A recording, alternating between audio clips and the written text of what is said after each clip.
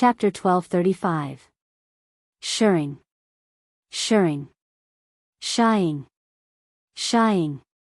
The sound of sharpening blades rang out in all directions.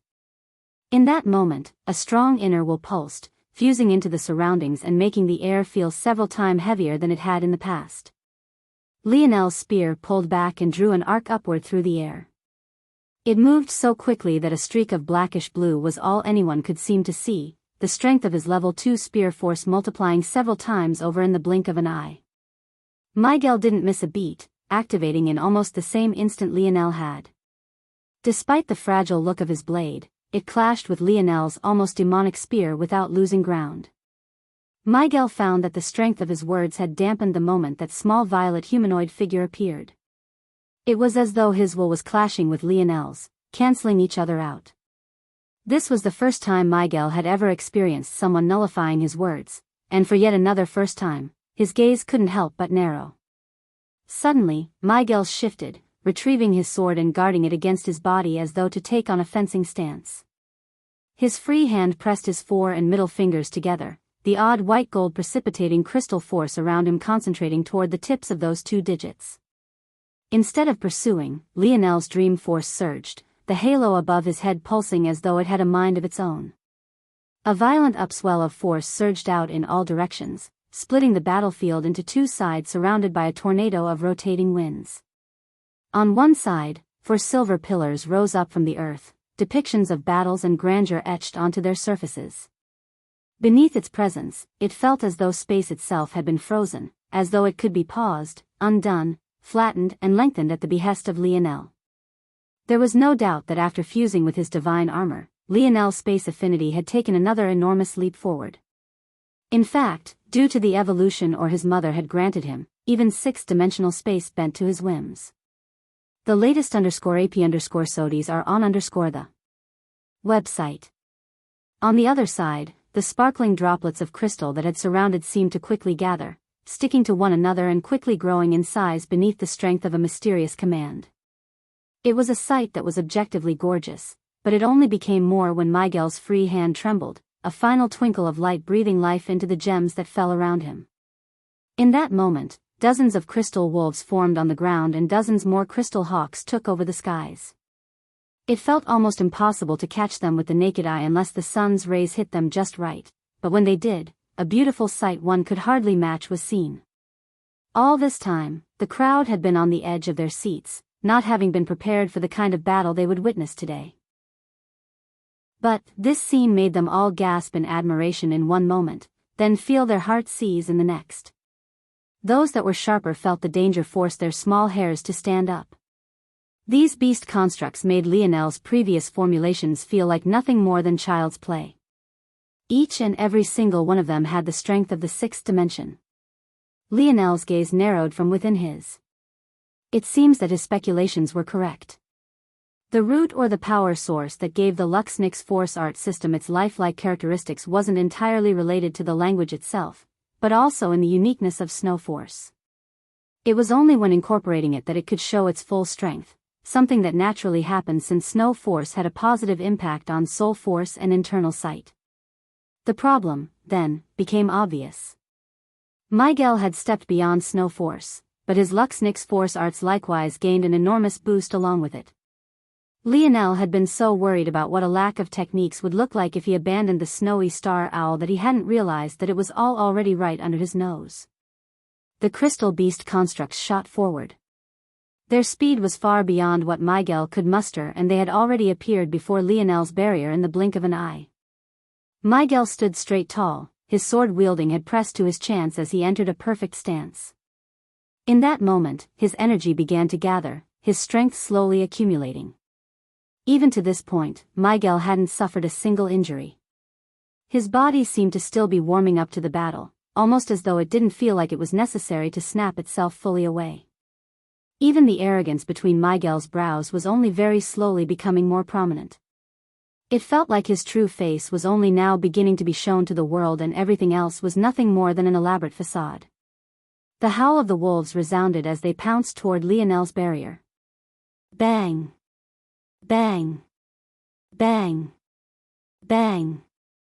Lionel's pupils constricted. For the first time, cracks appeared and began to race about his like spider webs. He had always known that there was a limit to just how much pressure his self-created mage art could take, but he was still astonished by this. This was just a few of Miguel's beast constructs. What if he had attacked personally instead? The latest _AP_SODIs are on the website. Lionel didn't linger on these thoughts for long, his force surging as the cracks mended. In that moment, the barrier began to bulge, numerous bubbles appearing as he formed one after another, each attached with its own law. They shot outward. Before the beast constructs could react, they found themselves being enveloped by the violet-hued spears. Just like that, they lost their connection with Miguel, becoming nothing more than piles of useless gems. Lionel's palm closed into a fist, crushing them to ash. The skies, it felt as though everything had fallen into darkness. It was the kind of shift that made one feel as though a natural phenomenon was descending, the kind that commanded the attention of all. Lionel had just not been among them because the beast constructs was something he knew he had to deal with first, even knowing that Miguel was preparing something. But, when he saw it, Lionel's gaze pervaded with a piercing coldness. Up above, the high sun had completely vanished, replaced by a blanket of darkness. The first of the universal cycles was the Four Seasons realm. This first stage embodied the call of the seasons, leaving its four pillars up the interpretation of the masses. The second universal cycle was the heavenly body realm. This second embodied the rotation of the celestial behemoths that called the skies home. It touched upon the artistic conception that gave them their beauty and unique character. The third universal cycle was the natural light realm. The birth of dawn, the brightness of day, the decline of dusk, and the darkness of night. It didn't take Lionel long to realize that Miguel had grasped a night comprehension for his sword. Everything felt so all-encompassing and grand, even to the point of blanketing the entire arena in black. Lionel hadn't even grasped the heavenly body realm yet, but he was facing someone who had grasped night with his sword. Lionel had never understood why the natural light realm existed beyond the Four Seasons and heavenly body realm. It felt like it should have been the very first he came to understand. There were only more of these inconsistencies lingering beyond, and this was the honest reason why he had never been able to step beyond it. After the natural light realm came the cosmos realm, which was divided into comprehension of the galaxy, sector, domain, and universe. This seemed like it somewhat made sense, at least in this case. The cosmos was indeed beyond the seasons and the heavenly bodies. The latest _AP_SODIs are on the website. But right after that came the pinnacle of universal force. The constellation realm? In this realm, one would create 4 constellation pillars for yourself, each representing a different portion of your strength. That sounded all well and good, but how the hell was a constellation beyond the cosmos? For Lionel, who liked to have a logical progress to everything, and a solid understanding of everything he grasped, it threw his mind for a loop, resulting in him stagnating in the Four Seasons realm for so long. If he had a choice in the matter, it would be natural light realm, then Four Seasons realm, then heavenly body realm, followed by the constellation realm and finally the cosmos realm. That all made so much more sense. So what the hell was this? Lionel shook his head. He seemed to have completely forgotten that he was in battle and currently facing an attack powered by the artistic conception of the sixth dimension. However, Miguel didn't seem to have forgotten at all. Who knew how everyone would react if they knew what was going on in Lionel's mind right this moment? The dichotomy of light and darkness seemed to play for Miguel exceptionally well, his own brightness only being accentuated. Lionel's gaze somewhat regained their focus, his mind still feeling dissatisfied. Maybe he should grill the old bastard about it. From darkness comes light. Shroud the world and multiply my might. Miguel raised his sword high in the skies, it trembling slightly beneath the accumulating force. A blinding light divided the night as Miguel's sword fell. The latest _AP_SODIs are on the website. And, sorry everyone, just one chapter today, sad face. Chapter 1236. Lionel could feel the artistic conception behind Miguel's strike just as clearly as he could see the scythe of force blazing toward him. It was as though something about Miguel's comprehension had a breath of life of its own, whispering into the ears of all who saw it. Of course, this wasn't out of the kindness of its heart. Rather, it was due to an inborn arrogance, the kind that refused to allow itself to be unknown and ignored. The roar of force was deafening, and as everything else fell to darkness, it was the one and only source of light. Lionel's lip couldn't help but curl. Faced with such an unbridled haughtiness, the hidden foundation of his own persona that silently fueled his every action and thought seemed to have been stirred. For Miguel to make it seem like he was the only source of light in this world before him. How arrogant could you get? Kinetic domain. Lionel's hair whipped about wildly, its short strands moving about like they had minds of their own. The dense violet aura around him only grew denser, the subtle purple color of his barriers thickening to the point it was almost impossible to see anything other than the outline of Lionel's figure through them. The force in the surroundings seemed to have been quelled beneath Lionel's forcefulness, but the gap was simply too large. Kinetic domain was built on the foundation of a quasi-silver spear, making it a half-step from the sixth dimension. However, the universal force Miguel was using was fueled by a sixth-dimensional comprehension. The difference was enormous. But visit. For a better user experience, Lionel was also ready for this. Miguel's weakened by as much as 20%, this energy being snatched away by Lionel. With a single stomp forward, Lionel's figure forced the arena to quake. The four pillars that surrounded him only glowed with a fiercer light, so brightly, in fact, that they seemed to blend into one, making it go almost completely unnoticed when two of them vanished from thin air. Lionel took another heavy stomp forward, his legs crossing the violet barrier before him, but his figure so shrouded by light that it was only possible to notice with exceptional internal sight. But, even then, the trouble was that any attempt to do so felt like throwing a rock into an ocean. With Lionel's greater comprehension of internal sight thanks to his study of the Luxnick's manipulation techniques, he had a deeper appreciation for exactly what it was. Ultimately, internal sight was just an outward projection of soul force, and even more fundamentally, was just a blanket of energy. In that case, why wouldn't his kinetic domain swallow it up as well? All anyone could see to focus on was the collision of two blinding lights. So, when they suddenly found Lionel appearing just a single meter away from Miguel's figure, his spear raised high in the air and his force having reached its peak, their eyes couldn't help but widen. Miguel had only just unleashed a powerful strike it seemed to have taken a few seconds for him to cast. It was impossible to prepare a defense so quickly. Also, they couldn't wrap their heads around just how Lionel had done it. Teleporting past such an attack wasn't child's play. If that was possible, Space Force would be ranked even higher than it was, and those that wielded it would be invincible. Visit. For a better user experience, the more force density an environment has, the more difficult it is to use Space Force. Even the likes of the Radix family, far inferior to Miguel and the Luxnicks, were able to take advantage of this principle to make Lionel's teleportation abilities useless. The higher the quality of the force, the more difficult it became. In addition, the more volatile and unpredictable the force, the greater the unpredictability of teleportation as well. This was all to say that when Miguel prepared an attack with six-dimensional strength like he just had, teleporting even in the general vicinity should have been almost impossible, especially for a fifth-dimensional existence like Lionel. But the fact Lionel had not only done so, but he had even teleported directly through the line of attack, appearing right in front of Miguel. It was a feat extraordinary to a degree that was almost impossible to describe. However, what happened next was somehow even more baffling. Miguel's gaze narrowed, his free hand already gathering his odd white gold gem-like force again. But he had only just began when his pupils constricted, the hairs on the back of his neck rising. The latest _AP_SODIes are on the website. Under the astonished eyes of the public, two blinding pillars rose to Miguel's back, their violet barrier twinkling for just a moment.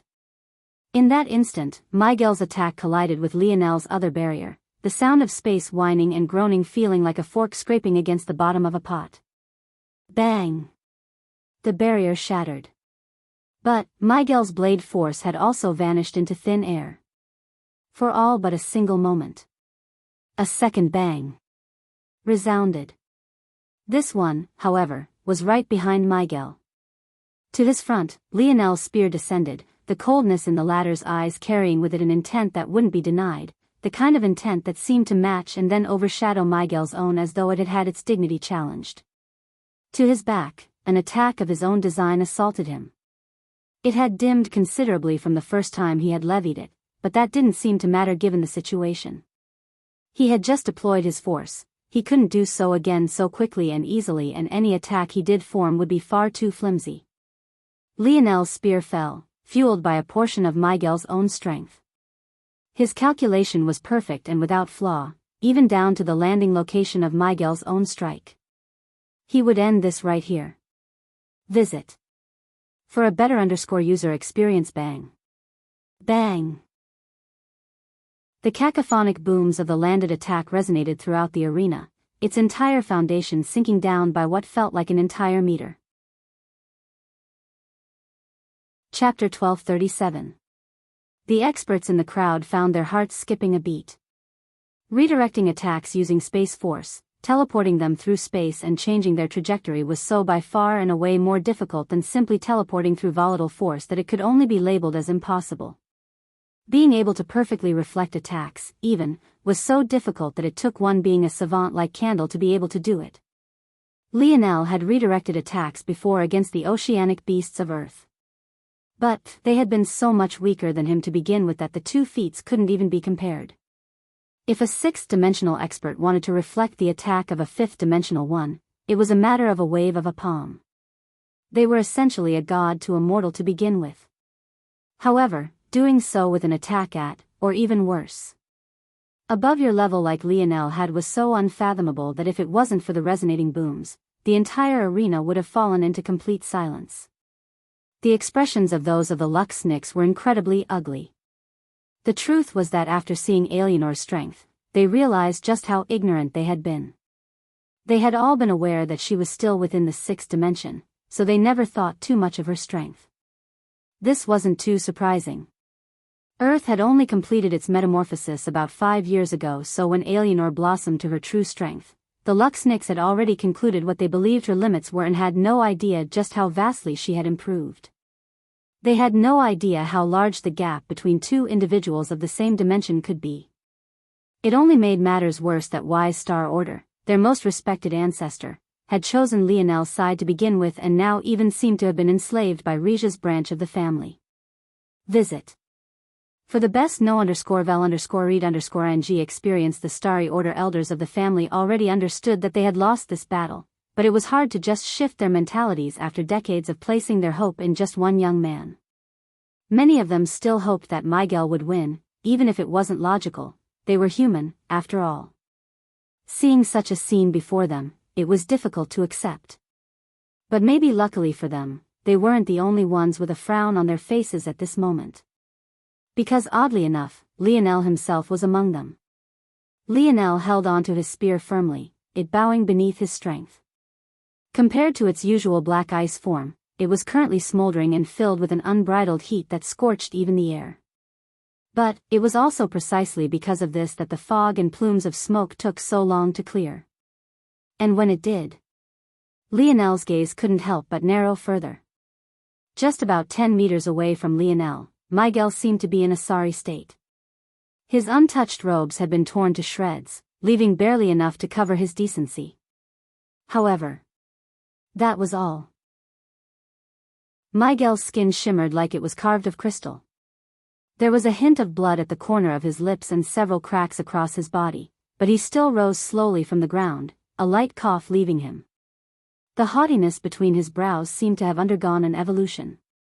It was so pronounced and clear that it almost felt like one was looking at a completely different person. From indifferent, standoffish, and cold, Miguel was only a blinding chain of precious metals away from looking every bit the part of a lifelong gangster. Miguel ripped the top of his robes away from himself, spitting out the mouthful of blood that was accumulating on his tongue. The cracks that ran along his toned body slowly fused and vanished one by one, the thumping of his heart suddenly treating his body like an instrument to project outward. The latest _AP_SODIs are on the website. The beating resonated with the crystal that coated him, vibrating his body to a special frequency that pulled at the heart.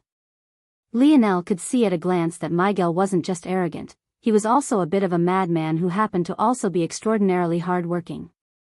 Not everyone could just swallow metals and end up with a physique like Lionel's, especially for Miguel, who was born with the snowy star owl lineage factor that wasn't known for its robust body to begin with. Every line of muscle, every inch of definition, every outline striation and pulsing vein, was the result of his own meticulous work. And it seemed that Lionel had finally knocked him awake. Miguel rose his palms to his hair, running his fingers through it and slicking it back. His actions were slow and didn't seem very special, but the oppressive aura he was giving off only seemed to grow as the thumping of his heart grew louder and louder. By a certain point, it no longer sounded like the steady beat of an organ but had rather become a thrumming war drum, the gems that coated his body becoming thicker and thicker. Miguel threw a glance toward his thin sword. It had fallen a pace before him and was so deeply entrenched into the ground that only the hilt was visible. With a wave of his palm, the sword flew to Miguel's hand. One would have thought that he had done so for the purpose of battle, but what he actually used it for was nothing short of jarring. Miguel gazed at the sword for a moment, raising it up to eye level as though he was trying to inspect every detail. Visit. For the best no_vel_read_ng experience, and then his mouth suddenly opened wide. His canines lengthened and a growl left his lip. Clang. Click. Sich. He bit down hard, the blades suddenly shattering into countless pieces he swallowed with a single inhale. The gems that coated Miguel's body began to glow a healthy light, complex royal blue runes beginning to swirl about within them, making him look more like an otherworldly treasure than a human. Bang! Bang! Within Miguel's palms, two enormous great swords appeared. Each was over 2 meters long and 2 feet wide. Their weight falling to the ground alone left 2 enormous craters Miguel didn't seem to care he had begun to sink into. A fiendish, devilish grin spread across his lips, his body seeming to grow a size. I was already sick and tired of using that twig. Since you've woken me up, come and taste true strength. The latest _AP_SODIs are on the website. Miguel's foot rose into the air, the momentum of the world following his step. Chapter 1238. Miguel was so fast that Lionel could only react on instinct, quickly crossing his spear over his chest.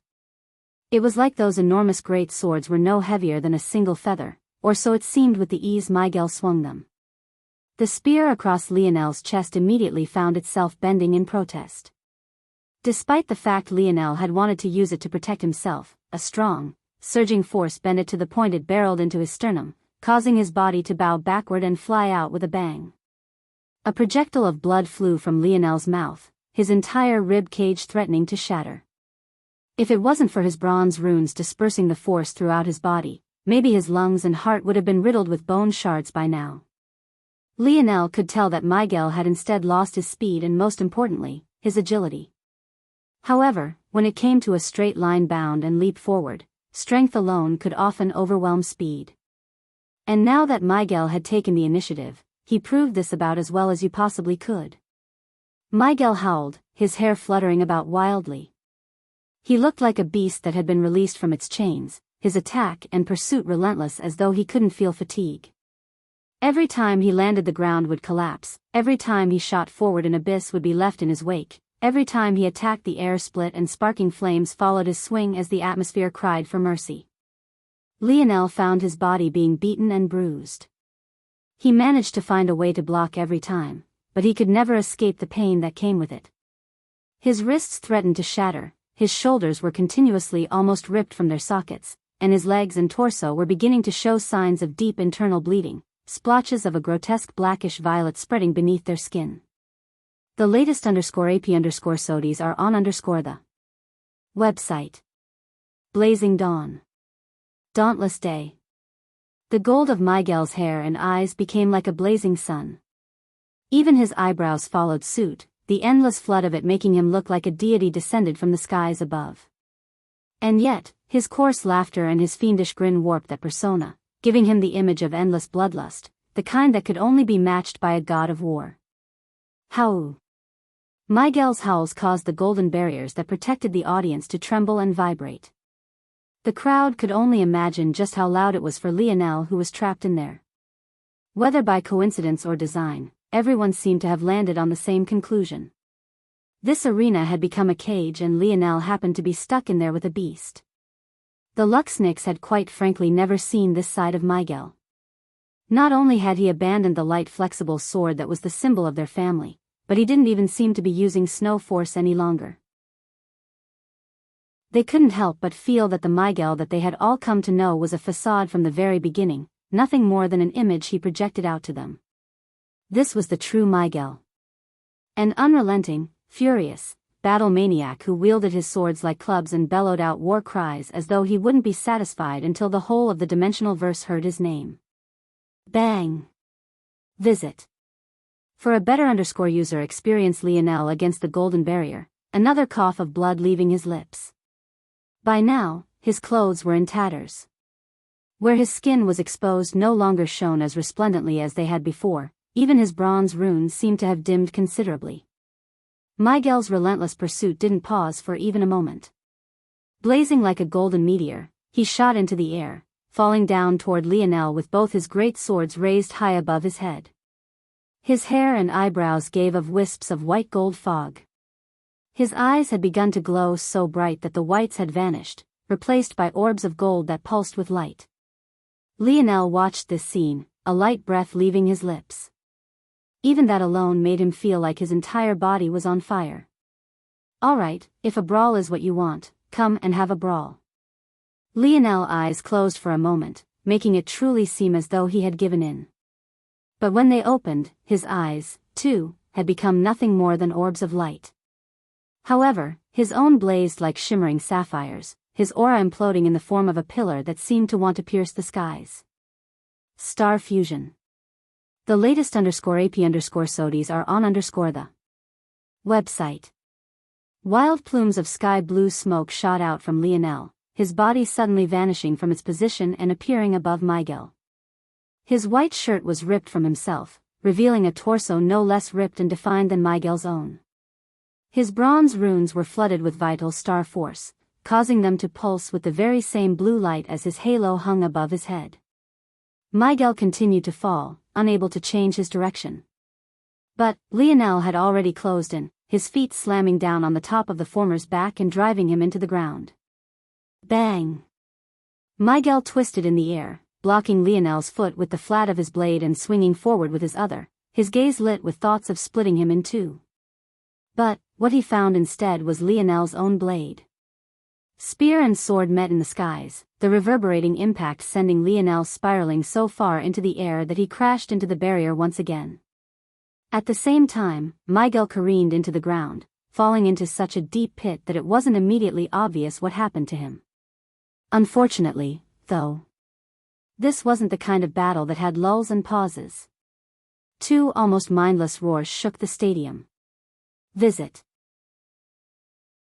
For a better user experience in the ground below, Miguel's aura alone shattered everything in its path, forcing the rocks to crumble and the surrounding walls to fall into the abyss. The elevation where the stages and platforms had been at fell by more than 50 meters, leaving a sinkhole that spread out for hundreds more. In the skies, Lionel's bellow shattered the ceiling of the golden dome, shards of white gold glass falling in all directions and precipitating in a beautiful rainfall. And then, a streak of blinding blue and another of blinding gold tore a path toward one another, meeting in the skies and causing a boom that deafened the ears of all those that heard it. Chapter 1239. Spear and great swords met in an endless torrent of attacks.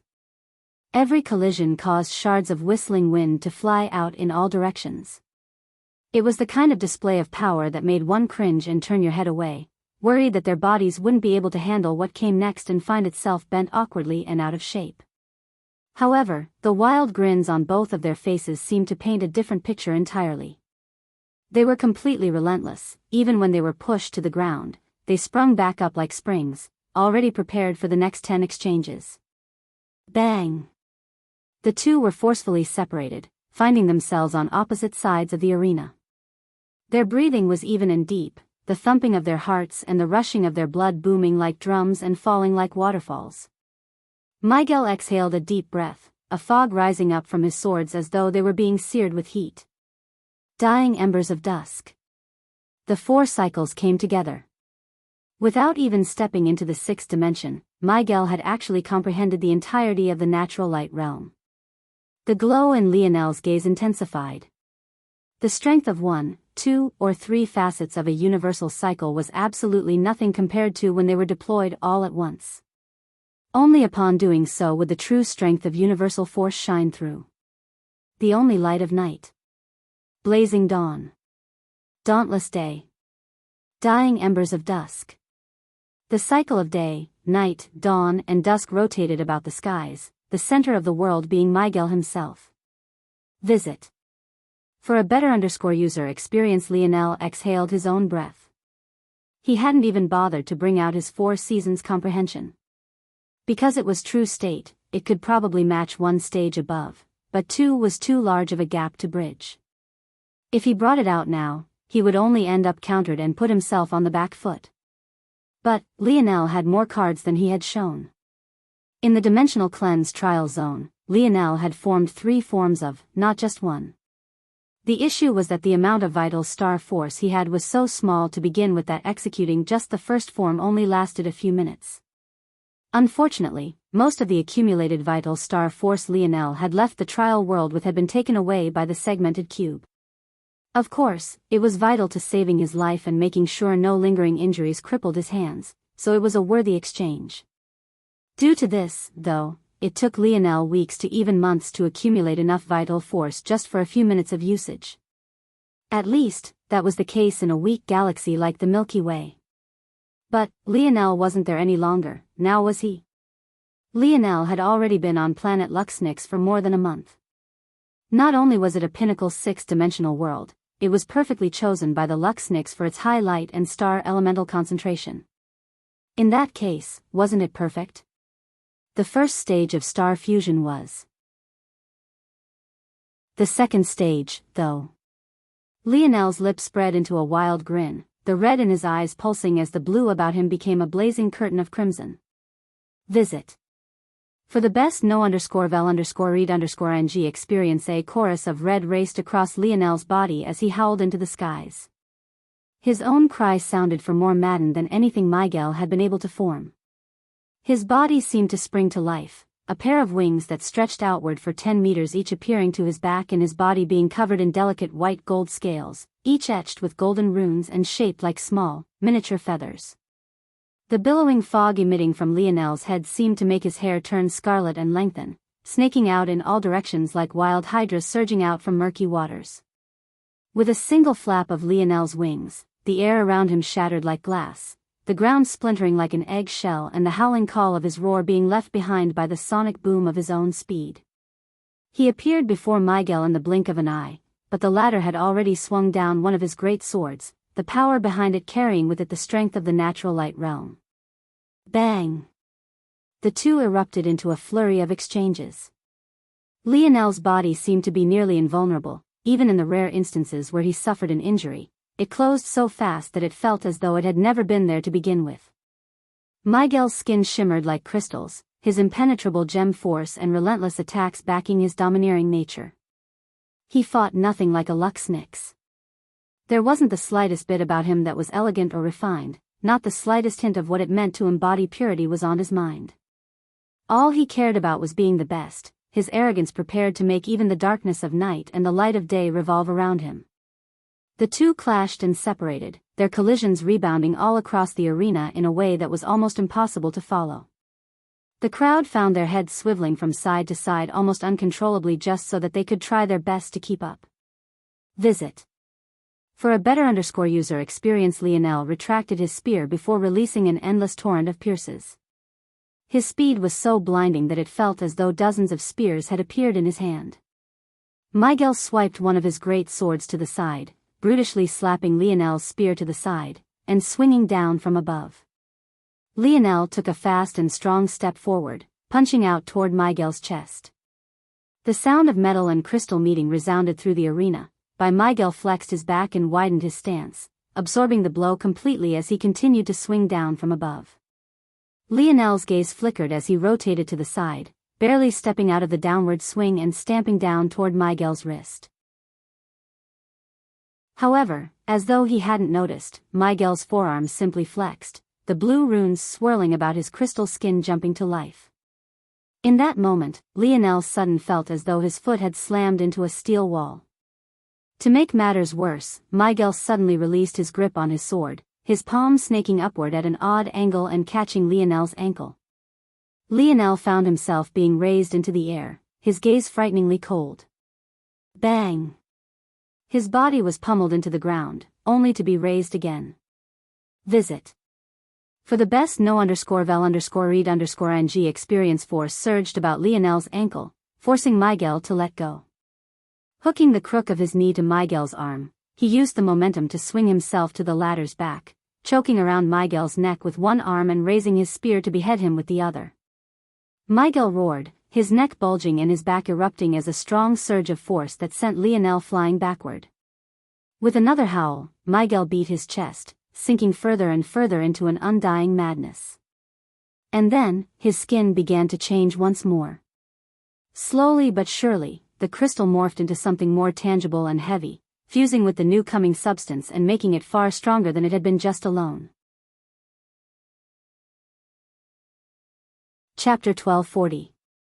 The crystal that coated Miguel's skin seemed to rapidly shrink, concentrating the pulsing blue runes that had run within them toward his forehead. His muscles bulged a fold in size, suddenly gaining a rough texture to them and eventually losing all of its color.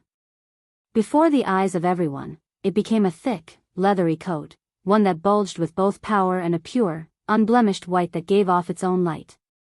At the same time, Miguel's hair and eyes lost their gold color as well, becoming bright shades of white. It almost became impossible to see his hair as anything other than strings of lights. It didn't even look real any longer, having completely lost its physical form. The illusory form of a majestic elephant appeared to his back, a surging tide of gem force flooding the surroundings. Miguel didn't even seem to try, but everything was suddenly coated in his aura. The ground and even the golden walls that surrounded them all began to grow crystal formations of their own, almost like rapidly spreading ice-forming crystalline constructs. With a snap, Miguel's great sword flew back into his hand. A single flex of his forearm caused the sturdy metal to whine, the imprint of his palm and fingers being etched onto its body. The level of strength it took to accomplish such a feat was simply beyond one's wildest imagination, and yet he had done so on nothing more than a whim. Miguel's head tilted to the skies, a roar escaping his lips. Explosive, concentric circles of collapsing and booming wind shot out along with his voice, shattering everything in its wake.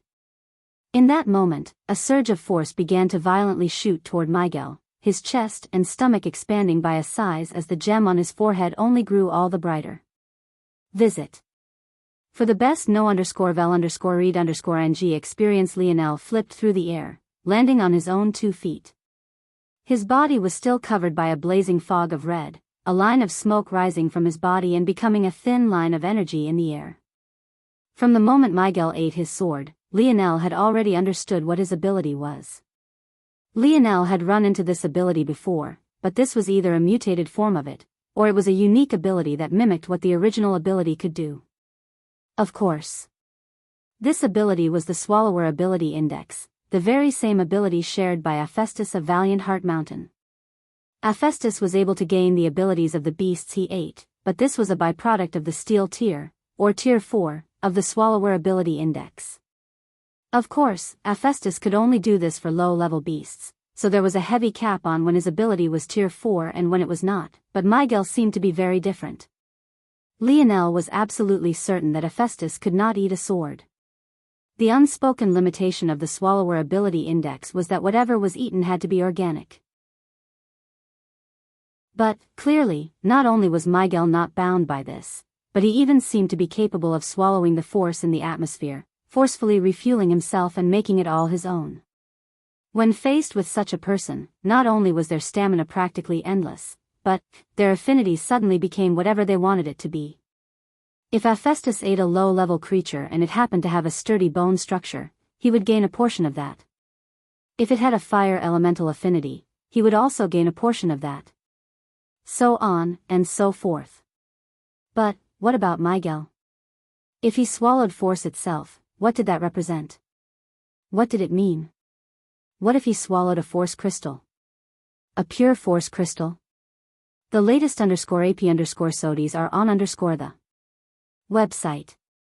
With his ability, could he give himself whatever affinity he wanted so long as he ate enough?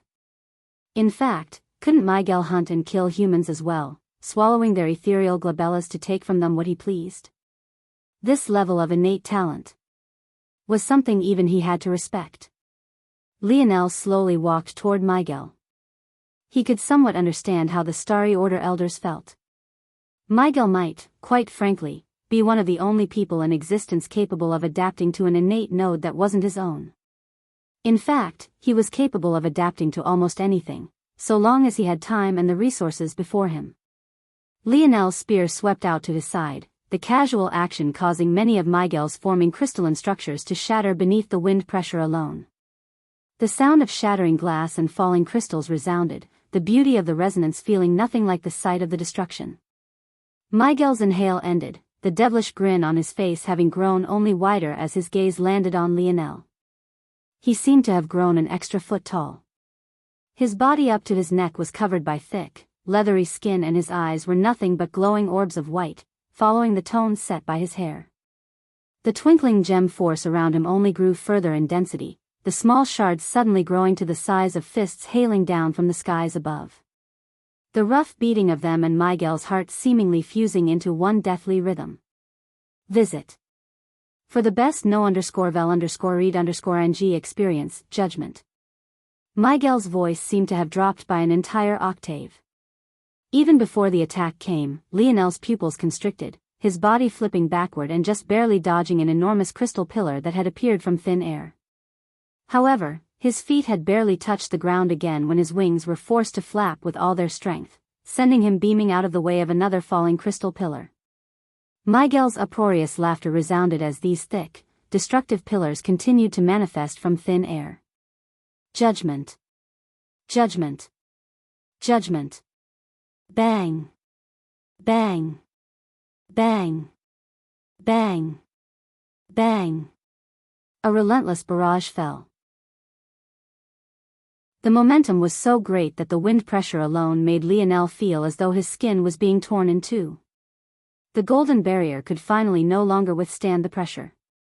The latest _AP_SODIs are on the website. 3 crystal pillars fell all at once, cutting off Lionel's path of retreat from all sides. When they hit the ground in unison, everything shattered, shards of gold flying wildly throughout the arena. Chapter 1241. Lionel's expression flickered. Having these wings seemed cool, but it made the over-kilometer-long diameter of the arena seem far too small. To make matters worse, because Lionel had become used to them being nothing more than an illusion, having them become a sudden tangible part of him left him feeling awkward and uncoordinated. He realized then that he definitely should have spent the last few days going over the Luxnix family techniques that helped use these enormous pair of wings instead of getting lost in his game of chess with wise Star Order. But, as they say, hindsight was 20/20. The coldness in Lionel's gaze returned. He had lost himself in having fun in this battle and he hadn't been his usual self. The battles he had fought in the dimensional verse until now all felt like a struggle of life and death, so he never wasted time playing around. He would drown his opponent out in calculations and cut the simplest path to victory every time. Often, he didn't even have emotions or straying thoughts of his own, he was like an efficient machine, executing its orders. At this point, feeling that he was very quickly running out of power-ups to use, and simultaneously feeling that Miguel still had depths he had yet to expose, Lionel was tempted to revert to his usual battle style. It was quite ironic just how perfect a reflection of Lionel that Miguel was. Though the latter didn't have the former's calculative abilities, most of Miguel's battles usually ended just as easily. With what Miguel had comprehended from Lionel's innate node, he had even been able to one-shot the patriarch of the Viola family. Miguel hadn't used any of these comprehensions against Lionel, much like Lionel hadn't used his ability index much at all either. Of course, whether or not such comprehensions would be effective against Lionel was another matter entirely, but it was still the principle of the matter that truly counted. Miguel felt he didn't need to use Lionel's talent to defeat him. He could do it on his own. From the very beginning, he was better. The three pillars savagely fell, Lionel's head tilting up and a smile spreading across his face. It wasn't laced with madness, nor was there a fiendish aura to it. All it carried was a childish excitement. Visit. For a better user experience, Lionel remembered well the first time he had experienced such a feeling. He was within Camelot's zone facing an army of demons. For the first time, the weight of killing others wasn't at the forefront of his mind. After all, what he faced weren't humans, they were cold-hearted monsters ready and willing to tear him limb from limb. That was the moment that apprehension, anxiety, and guilt gave way, becoming the emotions that he had always felt, that he had always wanted to feel. A giddy excitement. It was clear that he had already made his decision. I'm not just a knight. I can be considered a mage too. It seems I won't be able to find out the limits of combustion today. Bang! Bang! Bang! Everything collapsed. The arena began to sink, the golden barriers shattered to pieces, harsh screams and cries of terror called out as many feared for their lives, feeling as though in the next moment, they would no longer be among the living. Eleanor reacted just as quickly. She had originally used the same defensive mechanism Orinik had because she didn't think that things would need to go so far. But, it seems she had underestimated these two boys a bit. Visit. For the best no_vel_read_ng experience, it wasn't that their raw strength was so great, but their will seemed to take tangible form, strengthening their attacks. They had already gained characteristics of the six-dimensional god path before even stepping foot into it. Lionel with his king's might. And Miguel with the odd power behind his words. Eleanor lightly tapped her foot, an enormous barrier forming. However, while her son's was a delicate violet color, her own was a vibrant green. In a moment, everything settled just for an instant, that is. Bang! The three crystal pillars shattered to ash. Just as the gem shards shot out in all directions, an enormous pillar of violet force shot into the skies, outlining Lionel's figure as several force arts began to be quickly drawn in the air. The pupils of those who understood constricted. Most force arts were completely invisible to the naked eye as they were drawn by the ever-so-elusive soul force. For Lionel's own to take form and for them to even witness their drawing like this. SHUU. SHUU. SHUU. SHUU. SHUU. Arrows of earth, fire and light fell from the skies. But just as quickly as they formed, they evolved into spears and javelins, falling from the skies like a torrential rainfall. Visit. For a better user experience, Miguel's crystal constructs responded in kind, the skies becoming like the clash of fireworks, explosions of force, rock and stone erupting and fluttering motes of light falling from their collisions. On the ground, the two tore a path toward one another, one bathed in white and the other in violet. Boom! Lionel seemed completely invisible when strengthened by his king's might, and yet Miguel seemed just as much so. Every time Lionel dug deeper, he seemed to find a new ceiling, his strength climbing and growing. It was as though even when he said Lionel had awakened him, he was still in a deep sleep, slowly opening his eyes wider and wider with every collision. Miguel opened his mouth wide, biting at Lionel's spear, only to receive a swing of its but to the side of the face. His head spun to the side, but he easily used that momentum to his advantage, allowing his torso and feet to spin into two great slashes with his great swords. Lionel also followed the momentum of his spear's blunt attack, carrying it over to place it in position to block both swings. His feet sunk down into the ground, his body quaking beneath the impact, only for him to realize too late that Miguel had sent 3 attacks, not just 2. A kick formed the third prong of the attack, colliding with Lionel's lower torso. Visit. For a better user experience, Miguel's wild, almost bestial offensive style forced Lionel to eat a loss soon after he had. Chapter 1242. Lionel skidded backward against the force of the kick, but the blow was forcefully dispersed to the ground beneath him. His control over the earth element had skyrocketed to an even higher level after entering. It felt as though the entire planet itself was backing his fight.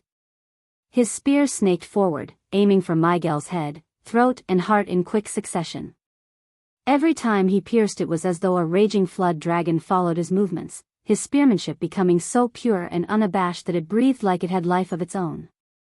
Miguel's swordsmanship was several times more wild and lacked structure or foundation. Compared to the technique-driven style he had had while using his thin sword, and his ability to shift through one technique after another, always countering Lionel perfectly, he might as well have been a caveman now. But there was a special sort of air that was carried along by those simple strikes. They cut off all paths of retreat and thwarted deadly strikes with the greatest of ease, the explosive power that backed them feeling like they carried the weight of an entire world. Before anyone could realize just what had happened, over a day had already passed, each still being just as relentless as the other and it feeling as though they had an endless amount of trump cards and rebuttals to thrust at their opponent. However, it was slowly becoming clear that one had more to give than the other did. Lionel could apply this self-created knight technique he had formulated to amplify his mage arts.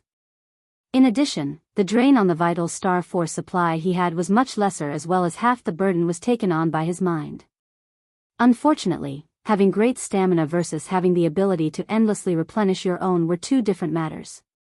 Lionel, of course, had the gold-scaled koi fish, but he hadn't used its ability even once. Though he could probably say that it was his beast companion and get away with it, he didn't even think of doing so.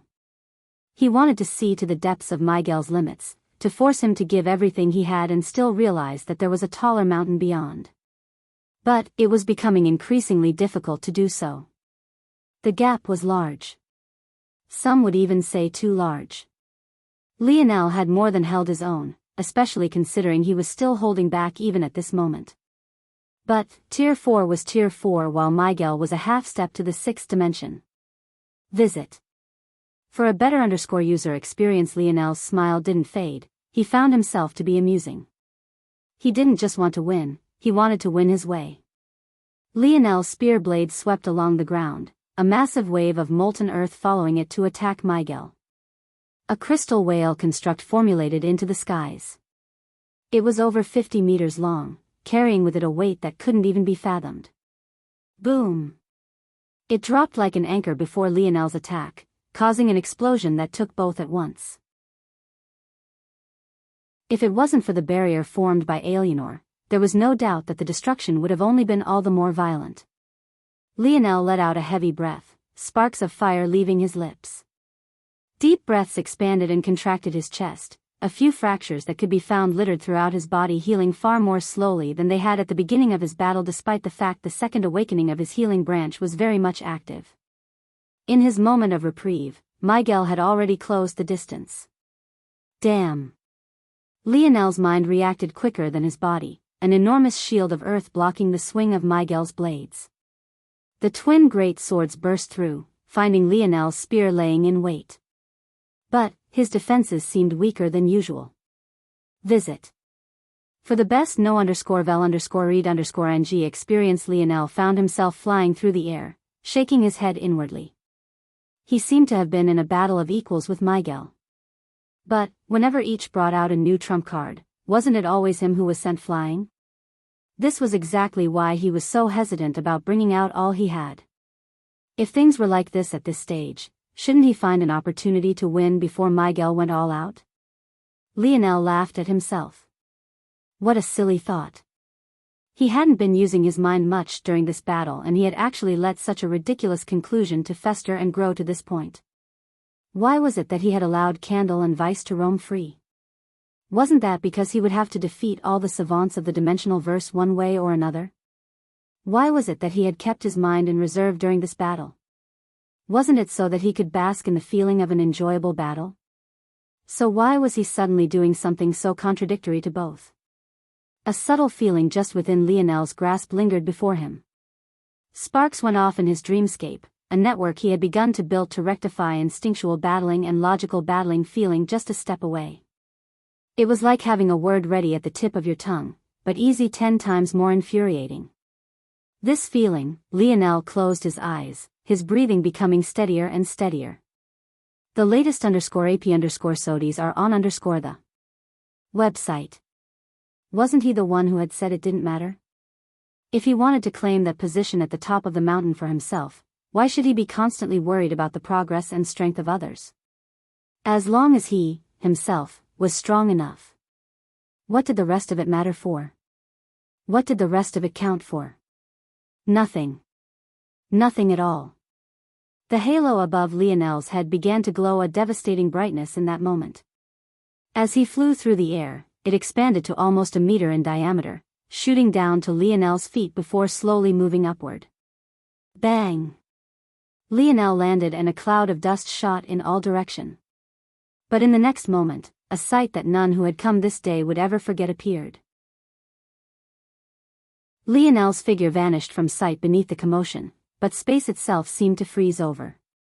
Everything was suddenly encased in a cube of ice, space itself solidifying into a tangible plane.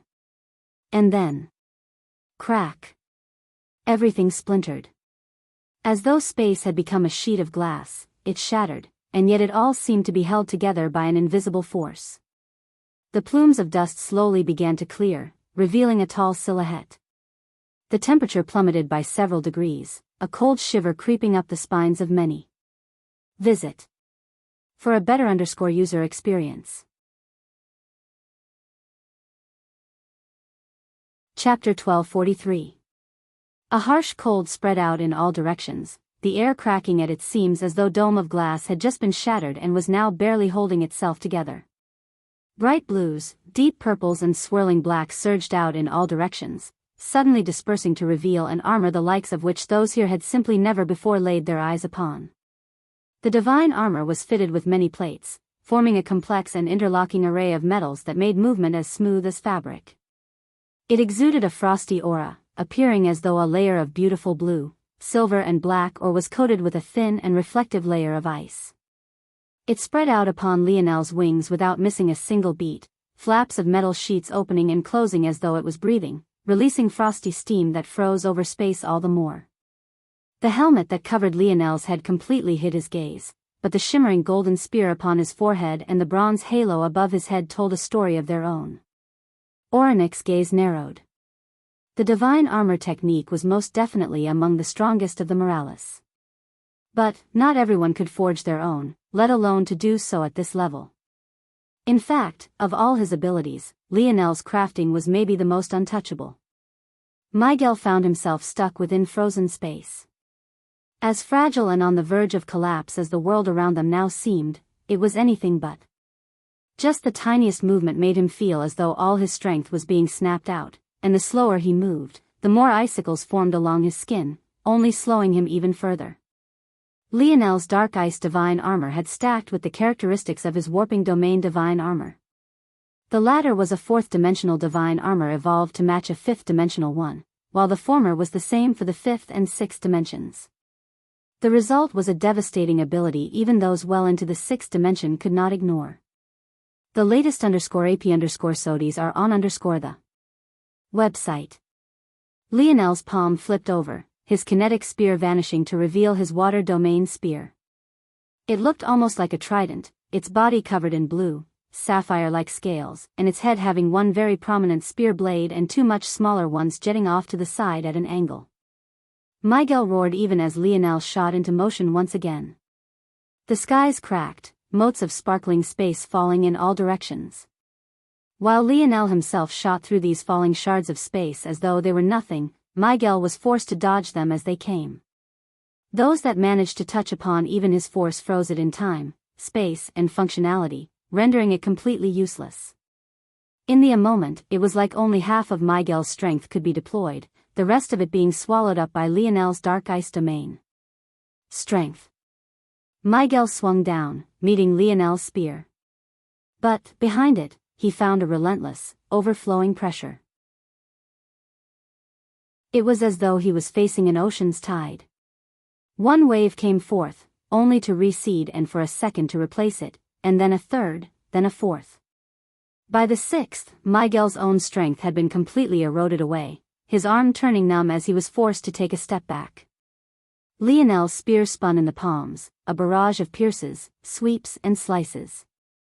He chained them all into a combination of lethal strikes. Visit. For the best no_vel_read_ng experience, he could truly feel the essence of the water domain spear. Something within him had clicked. All this time, he took up a spear, was flashed with the images of its previous owner, and forcefully grasped its domain. But he had missed something very important. The peak spears that stood at the height of its grade never flashed him with any images of its previous owner. Only the sub-spears that littered the base of its hill did so. Then there was the domain. Was it really something he had comprehended? Not really. Didn't his divine armors come with domains themselves? He didn't have to comprehend his divine armors, the ability just manifested due to its nature. That was when it all snapped into place. The spear domain would exist with or without him. Whoever picked up this spear would be able to use this domain. There was nothing special about him in the slightest. All this time, he had thought that he was ignoring instinct for the sake of gaining a deeper, personal understanding of his spear. He wanted to grasp it on his own, to not have his mind clouded by the comprehensions of others. But, in doing so, he had been diverted down the wrong path. When Lionel first claimed his duality spear, it fought against him. Anyone would logically conclude that this was because the spear had a soul, but Lionel had conveniently ignored this. It wasn't because he couldn't accept that there were certain things he simply didn't understand yet, but it was rather because he didn't want to lose himself down the rabbit hole such an acceptance would lead him down. While all of Lionel's stubbornness was in one part due to his endless pursuit of logic and understanding, another large part was just his ego. It wasn't just about pursuing logic, but it was also the satisfaction he felt knowing that he had ripped something apart to its bare bones and that it laid out before him, unable to hide any of its secrets from his eyes. The latest _AP_SODIes are on the website. Lionel felt his heart pump, his spear technique becoming faster and more subtle. He had never considered himself to be skilled in the spear. He forcefully integrated comprehensions he gained and sometimes relied on his spear domain lineage factor, but he had always been lacking in something fundamental. Even back when he fought the branch members of the Luxnix family, he still admitted that their raw skill with their weapons was still beyond him despite the fact he defeated them with ease. What was he missing? Why wasn't he a true spear master? Why did wielding his bow and his spear feel so different? Why did one come so naturally while the other moved along so slowly and so awkwardly? It was style. Lionel had never breathed his own life in his spear. Wise Star Order had said it quite clearly. Only someone who had their heads flooded with water would think that weapons could have souls. Wasn't it obvious why the domain spears didn't have the memories of previous owners attached to them? It was because Lionel was meant to be the owner. His soul was meant to be their soul. Bang! Visit. For the best no_vel_read_ng experience, a blinding golden light shot up into the skies. Chapter 1244. The golden spear hovering before Lionel's forehead suddenly grew a size. A ring of light formed on either side of it, wrapping around Lionel's helmet and forming a crown with a blinding golden spear as its centerpiece. It and Lionel's bronze halo seemed to resonate, the two vibrating like twin pieces of precious metal. In that moment, Lionel felt as though his eyes had suddenly opened wide. His level 2 spear force trembled. From a neutral white color, it blossomed forth, suddenly becoming sprinkled with flecks soft gold. Lionel's gaze became hazy and unfocused, and yet his assault only grew more powerful. If before it had felt like Lionel's spear was a raging flood dragon, at this moment, it truly became one. Water force bent to Lionel's will without the slightest inclination of resistance. With every pierce, it would fuse with Lionel's king's might and his level 2 spear force, forming a roaring eastern dragon that made Miguel feel as though he was being pummeled by a mountain. Miguel sliced down with both his great swords, trying to behead the dragon roaring toward him. But he suddenly found both his blades being rebounded away as though he had just collided with a blade and not two beast constructs. Shirring. Shirring. Lionel suddenly found that he could only use twice, but he didn't even blink a single eye. His movements flowed seamlessly from one motion to the next. Whereas his spearmanship in the past had felt like a disjointed union of powerful individual moves, his calculative mind and skill seemed to have finally fused into one. Visit. For a better user experience, each attack became like a sacrificed chess piece that set up the next. Each significant strike was like a fork of pieces on the board, one of which Miguel would have no choice but to sacrifice to move forward. Each combination led to another, then another, an endless chain and torrent of barrages that had no sight and end. The beauty of roaring water dragons beneath shattered ice particles of space was too much to describe. It felt as though all those spectating had been transported to another world, only to experience the battle of a deity of ice and water versus a deity of light and darkness. Miguel recovered from Lionel's sudden and enormous leap in strength as only a genius could. His fiendish grin only grew livelier. Come on. Lionel's spear howled, the ring on his finger flickering with an imperceptible glow. Every time it collided with Miguel, a shockwave would travel through the latter's body, jetting out from his back in powerful concentric circles. At the same time, Miguel found his own strikes being severely weakened and sometimes entirely frozen by Lionel's domain, only leaving him susceptible to stronger attacks. Had it not been for his tough elephant skin and its superiority in dimension, he would have long since been littered with holes. And yet, his laughter only became more resounding, his force building up momentum as though it was endless. Bang! Bang! Bang! Lionel's spear spun, wheels of water following its trajectory. Every time it did, he landed another strike, 3 falling in quick succession. Visit. For a better user experience, Miguel's inner organs finally couldn't seem to take it anymore, his mouth overflowing with a combination of trickling and jetting blood. 3 large dents appeared in his tough skin exterior, Lionel's third blow nearly piercing all the way through and reaching bone. Beneath his mask, Lionel's breath heaved, his face drenched in sweat. He was already nearing his limits before he put on his divine armor, but now he was only approaching them all the more. Even the ice-cool nature of it couldn't seem to stop his body from overheating. As for his innate node, he never thought of using it even once. The Luxnick seemed to believe that it would be in better hands if it was with Miguel. Lionel had no need to prove himself to them as he had the backing of both his mother and wise Star Order. However, with this pride etched deep within his heart, that wasn't nearly enough. That innate node was his own. Whether he cared to use it or not was none of the business of the Luxnicks. But, right here and now, he would show them just how wrong they were. Lionel pulled back his spear once more, his force surging throughout his body. He squeezed out the last bit of vital star force he had, his gaze lighting up and blooding with such a fierce light that they almost shone through his visor. Lionel poured the last of his strength into his dark ice domain, increasing its strength to the point Miguel was truly frozen in place, shards of what looked like broken glass surrounding his body and his swords to the point he was completely unable to move. The latest _AP_SODIes are on the website. The miniature humanoid fog of violet rose from Lionel's head, sitting above his spear crown with a lofty air and presence. He wouldn't allow anything in this world to block his path. Even if it was himself. The bellow that left Lionel's lips must have been heard all across planet Montex. The will blanketed everything it reached, suffocating the spectators until they seemed to have lost the ability to think any thoughts. Their gazes were all focused on the very same young man. That was.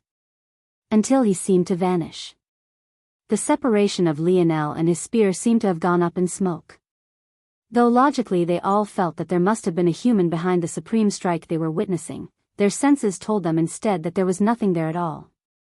All that remained was the strike in all its gorgeous beauty. A flood dragon of water, transparent and clear to the point the spear within could be seen. Its scales were outlined by a sharp spear force as the sound of a blade gliding along a whetstone resonated throughout the surroundings.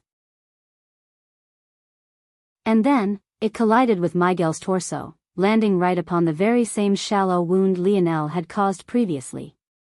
But at this moment, everything seemed to pause for just a second. Silence fell, space froze, and a hollow, soft wind glided by at a gentle pace.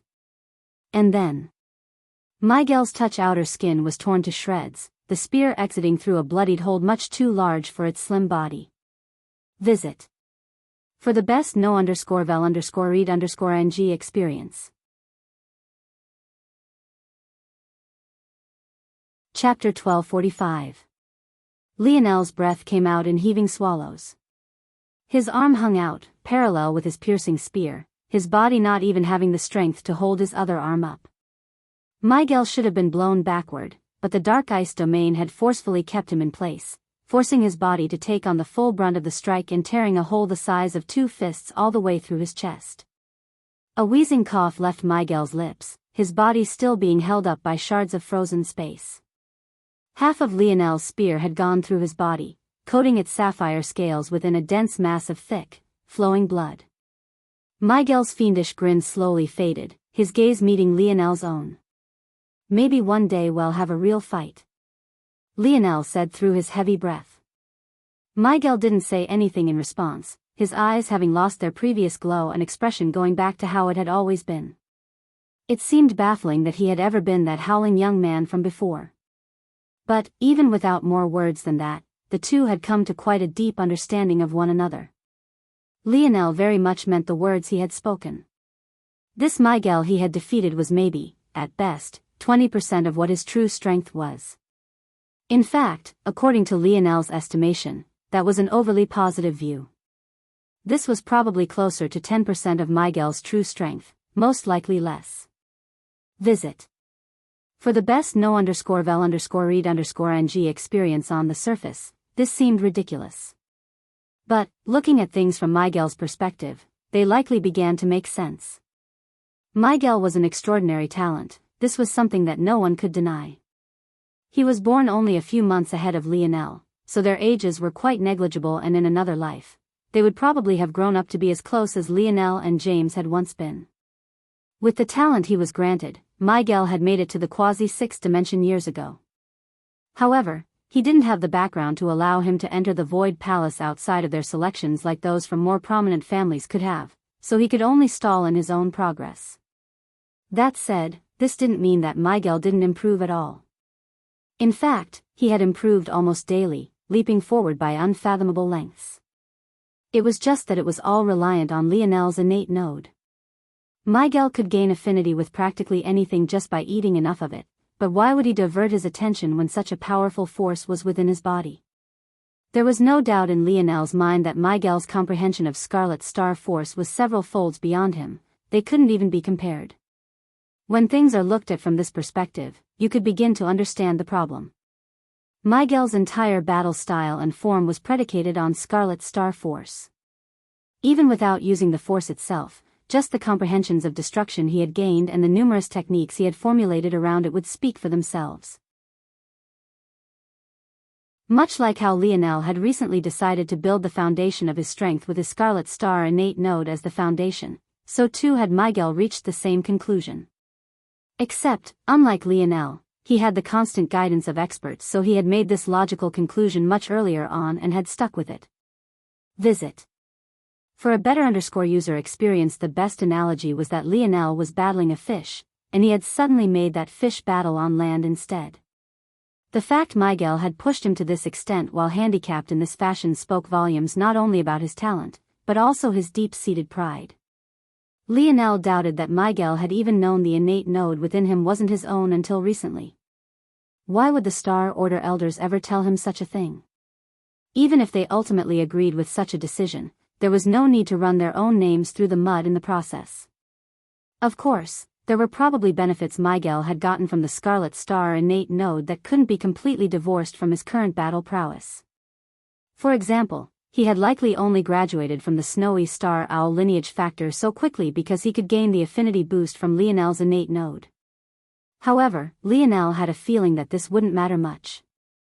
If he hadn't had the innate node, with the backing of the Luxnix, he could have just been force-fed all sorts of high-level light elemental crystals and pure crystals.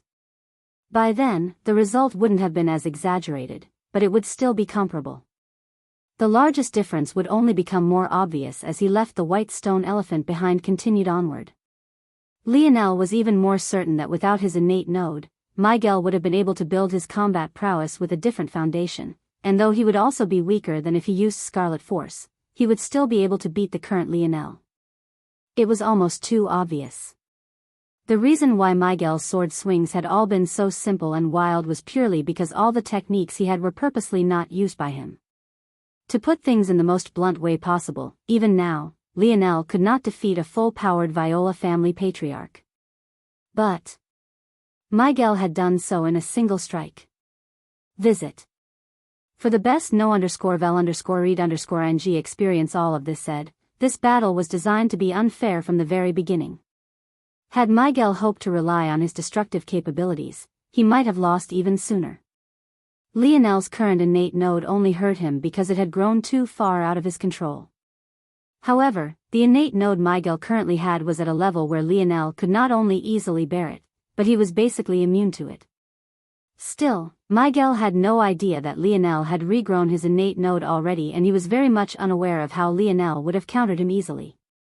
No matter how you looked at it, Miguel was an unfortunate loser in this situation.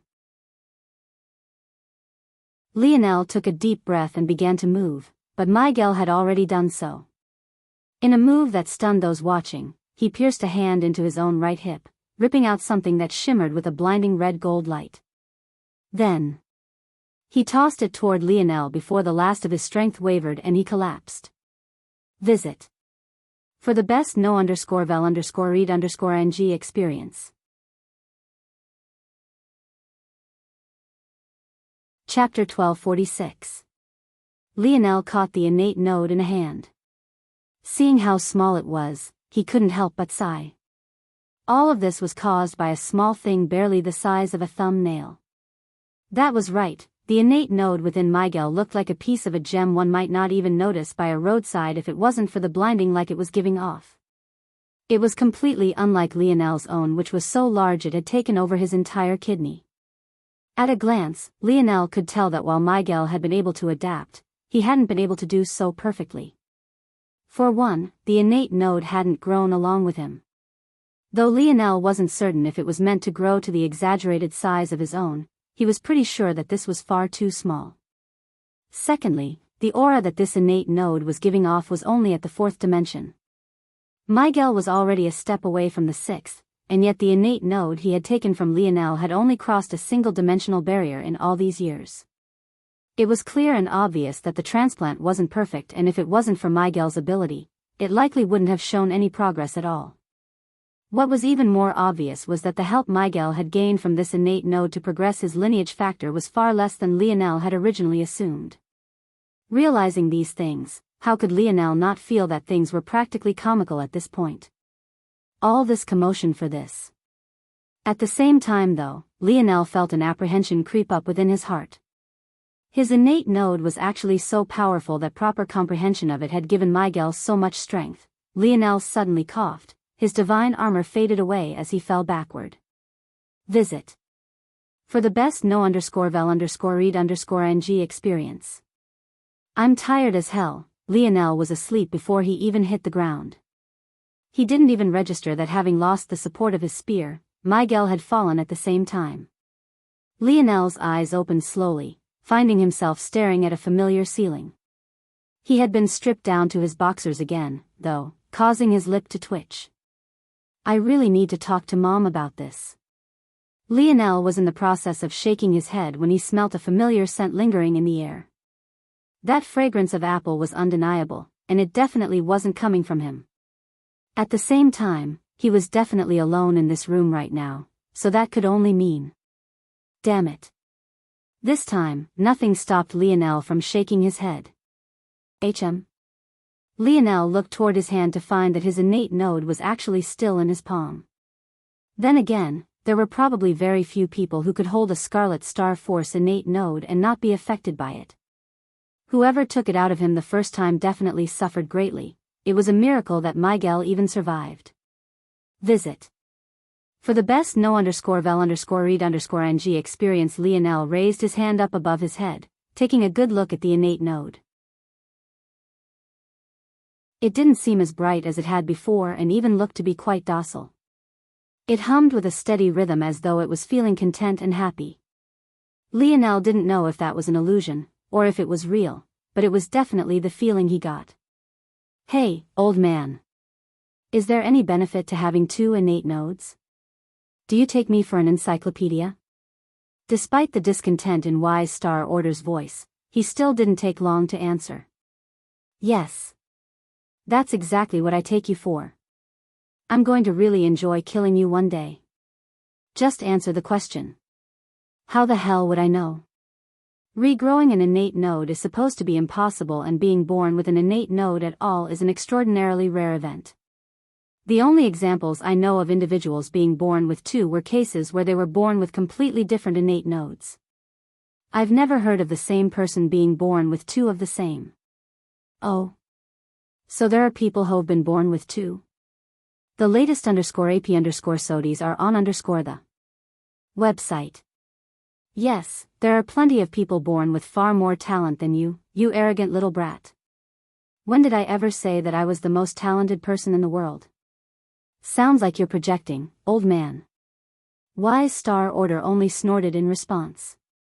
I've heard of a child born to the spirituals born with 9. A few of them were common, but 3 of them were true state elements on the same level as yours. Didn't you say spirituals were born without bodies? How could they have innate nodes? Doesn't that mean they just built a body with 9 because they felt like it? I'm living with an idiot. Do you know anything about the body building process of the spirituals? So why are you drawing conclusions so easily? Plus, do you have any idea of how finicky true state elements are? You can't just take one because you feel like it. Lionel chuckled. He often asked and made a lot of low-level mistakes around Wise Star Order. These were deductions he could easily make himself, but the easiest way to get this old man to talk about what he knows was like this. He called Lionel arrogant, but which of them truly was more so? The old man probably wasn't stupid enough to think that Lionel was so slow, but it could help in the long run regardless. So you're saying if this person had been born a regular human, they would have had 9 innate nodes regardless? That's crazy. Does that mean he had 18 nodes formed in the 3rd dimension? Visit. For the best no_vel_read_ng experience, no, fool. It's because they were born a spiritual that they could have such talent in the elements. A human would never. Wait, what kind of nonsense did you just say? 18 nodes? Get me out of here, I can't do this anymore. There's only so far you should take this retardation act of yours. Lionel raised an eyebrow. I actually wasn't trying to be stupid there. I have 10 nodes. You have 10 nodes, so WH. Wise Star Order's voice trailed off. What did you just say? Chapter 1247. Lionel raised an eyebrow. This was the first time he had ever heard shock in Wise Star Order's voice. Even when he had been taken off guard by the fact Lionel's innate node had regrown itself, it had been marred by so much pain that it didn't shine through the way that it should have. And, quite frankly, if Wise Star Order had to decide what he was more shocked by, it was definitely this realization. What's wrong with you? WH. What's wrong with me? Wise Star Order didn't even have a witty comeback ready this time. He was caught between wanting to strangle Lionel to death, bashing his head against a wall, and praying to a non-existent god to explain to him if he had already died and entered the gates of hell. Wise Star Order took deep breaths. His murderous thoughts would only end up harming himself. He had become used to controlling his impulses enough that he calmed eventually, shaking his head furiously. Say what you said one more time. I'm hungry. Lionel murmured. Visit.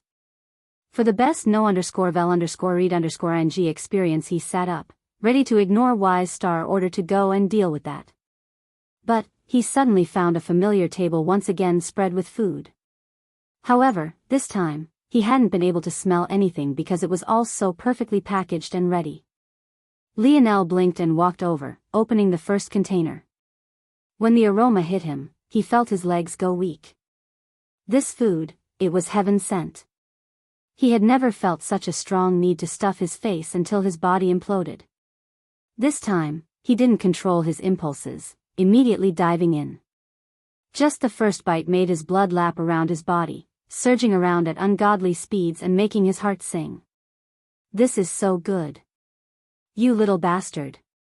Answer my question. You didn't ask a question. Lionel spoke between muffled bites. You stupidly asked me to repeat something you already heard the first time more than clearly enough. What's wrong with you, old man? Have you gone senile already? Wise Star Order's deep breaths got louder.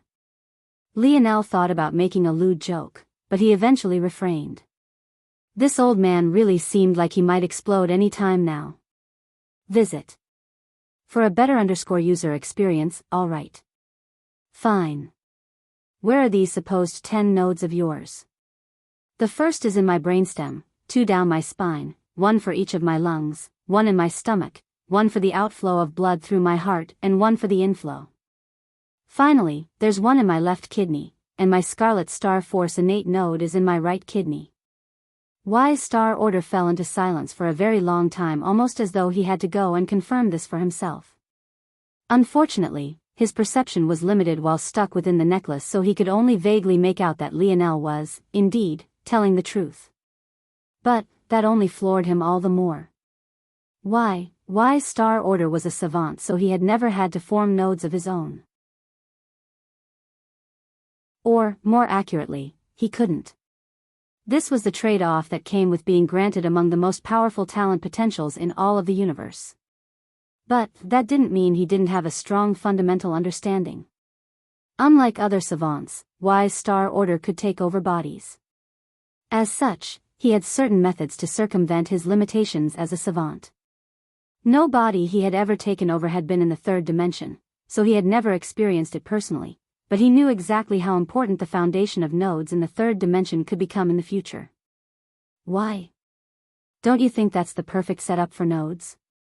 Basically, my entire respiratory system is boosted by force. Unfortunately, after my innate node regrew, I abandoned much of my initial goals for my nodes. Most of my strength comes from either my raw body strength or external force now. Visit. For the best no_vel_read_ing experience, what? Yeah. Lionel said absent-mindedly, still devouring container after container of food. Because all of my nodes are connected and work in a feedback loop of sorts, I have to be careful because of my Scarlet Star Force innate node. For example, when I take a breath, oxygen floods my lungs. That process is immediately amplified by my nodes, and it facilitated the diffusion of oxygen into my bloodstream. That blood will make it to my heart and be rushed out by yet another node. Then there's the matter of my kidneys and stomach. My blood is constantly being passively purified, but not as much as it technically could. Together, the system is efficient. But, because of the bottleneck of the weakness of my body, I can't make full use of it. If I let it all go and work like it was meant to, I feel like I would burn up from the inside out.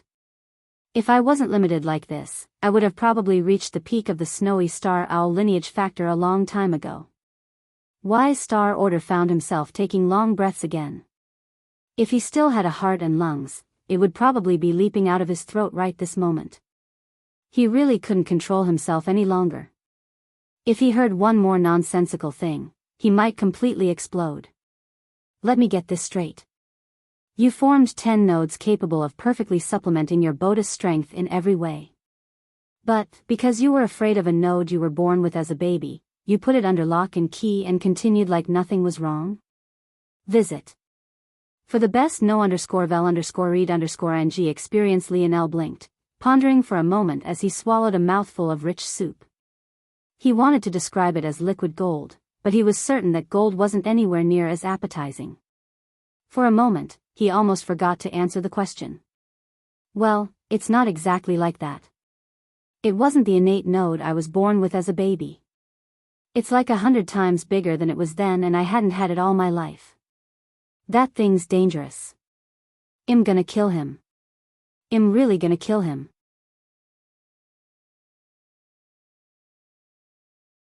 Chapter 1248. It took a long time for Wise Star Order to calm down. Or, more accurately, for him to stop writhing under the torture the necklace put him through to force him to calm down. Even after he was heaving for breath for a reason beyond his anger, it still didn't seem to have faded. For as long as he could remember, Wise Star Order had always hated stupid people. This was why his last life was among the hardest to pull off, because he actually had to be nice to idiots. It was a torturous hell all to its own. After his centuries of sacrifice didn't pan out like he wanted, he had reverted to his old self. No, he was even worse. If he hadn't been restrained, he might have really killed Lionel even if it meant never getting the answers he wanted. Do you have any idea how important your nodes are to the foundation of your strength? How is it that you've even survived this long? Well, I have a pretty special magic system backing me. Thanks to my mage core, using atmospheric force is pretty easy. So, ignoring my nodes has always been pretty easy. Lionel's mage core had blossomed into an enormous tree by this point in his ethereal glabella. It was covered in the same 5 colored leaves that had made up the original, but now there was a 6th slowly germinating and rooting itself. It had a radiant blue color and was sometimes misty, sometimes icy, and other times as free-flowing as water. From the very beginning, the mage core represented the true state of Camelot's magic. With it, Lionel didn't need a spiritual medium like a wand or a staff to use magic. As such, ignoring his own nodes had been exceptionally easy. Visit. For the best no_vel_read_ng experience Wise Star Order paused. He had been in Lionel's ethereal glabella before. Of course, he had been distracted by the 7 stars, but there was no way he'd missed the mage core, especially after he had hidden the second half of his soul away. Lionel's mother had a lot of new things he could learn about the mage core and the techniques she had left behind for him. But, he had yet to get to them just yet. Do you have any idea what you've been doing to yourself? Lionel laughed. Why don't you just explain instead of tiptoeing around everything so you can have more chances to call me an idiot? Ignoring your own nodes is like trying to breathe with your lungs clipped. It's like trying to speak without a tongue. It's like trying to eat without your fucking stomach. How could you be so stupid? Lionel shook his head. You think I don't realize this is a problem? But what do you want me to do about it? The innate node Miguel took out of him was the size of a thumbnail. Mine is the size of a fist. Do you not understand my dilemma here? Wise Star Order was taken aback again. What? It's the size of a fist. It's taken over my whole right kidney.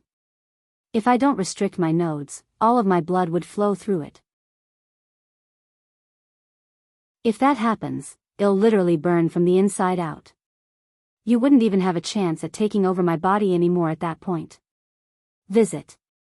For a better user experience Wise Star Order was, once again, left entirely speechless. An innate node the size of a fist? That was completely unheard of.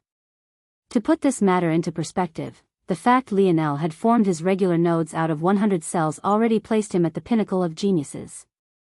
What made innate nodes so special aside from the power of force they held was the fact they were so large to begin with. A fingernail compared to the size of a 100-cell node was astronomical. If you also consider the fact that a 10-cell node was already considered to be quite large, then the fact that most could only form 1-cell nodes, and you'd understand just how exaggerated this matter was.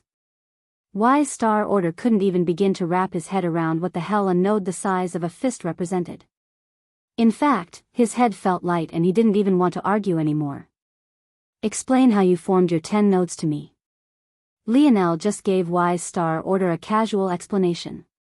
He had felt like the only way to reach 100% compatibility with his nodes was to form 10. It was the only way to ensure that he got both his kidneys as that everything would be balanced. After listening, Wise Star Order fell into deep silence. Lionel could feel him calculating something, though he felt that his tools were more lacking than his were to do so. Was this how normal people thought? It seemed slow and inefficient. Visit. For a better user experience though, that conclusion was only considering Wise Star Order's raw soul strength. He still computed things faster than Lionel overall. He was just wasting his max potential. But that could only be expected considering he didn't have Lionel's ability nor the higher-level dream force. I see. By the time Wise Star Order had spoke, Lionel was already on his last container of food, the satisfaction he felt not wavering in the slightest. It should be a series of compounding factors. Trying to form both nodes at the same time. Your father's concoctions. The fact that the locations you chose happened to mirror each other perfectly. The fact that one of those locations happened to be the exact location our node had been birthed into in the first place. The fact you were actually stupid enough to try. You really are a lucky bastard to be alive right now. Lionel raised an eyebrow. There's something you're still not telling me. It's not that I'm not telling you, it's that it's far above your pay grade. Why do you think there's a hard cap at 9 nodes? What's regulating the limits? What's stopping people from forming 10, 11, 12, 50, even? You basically stole energy from the regulator of the dimensional verse and used it to do something that should have been impossible. The latest _AP_SODIs are on the website.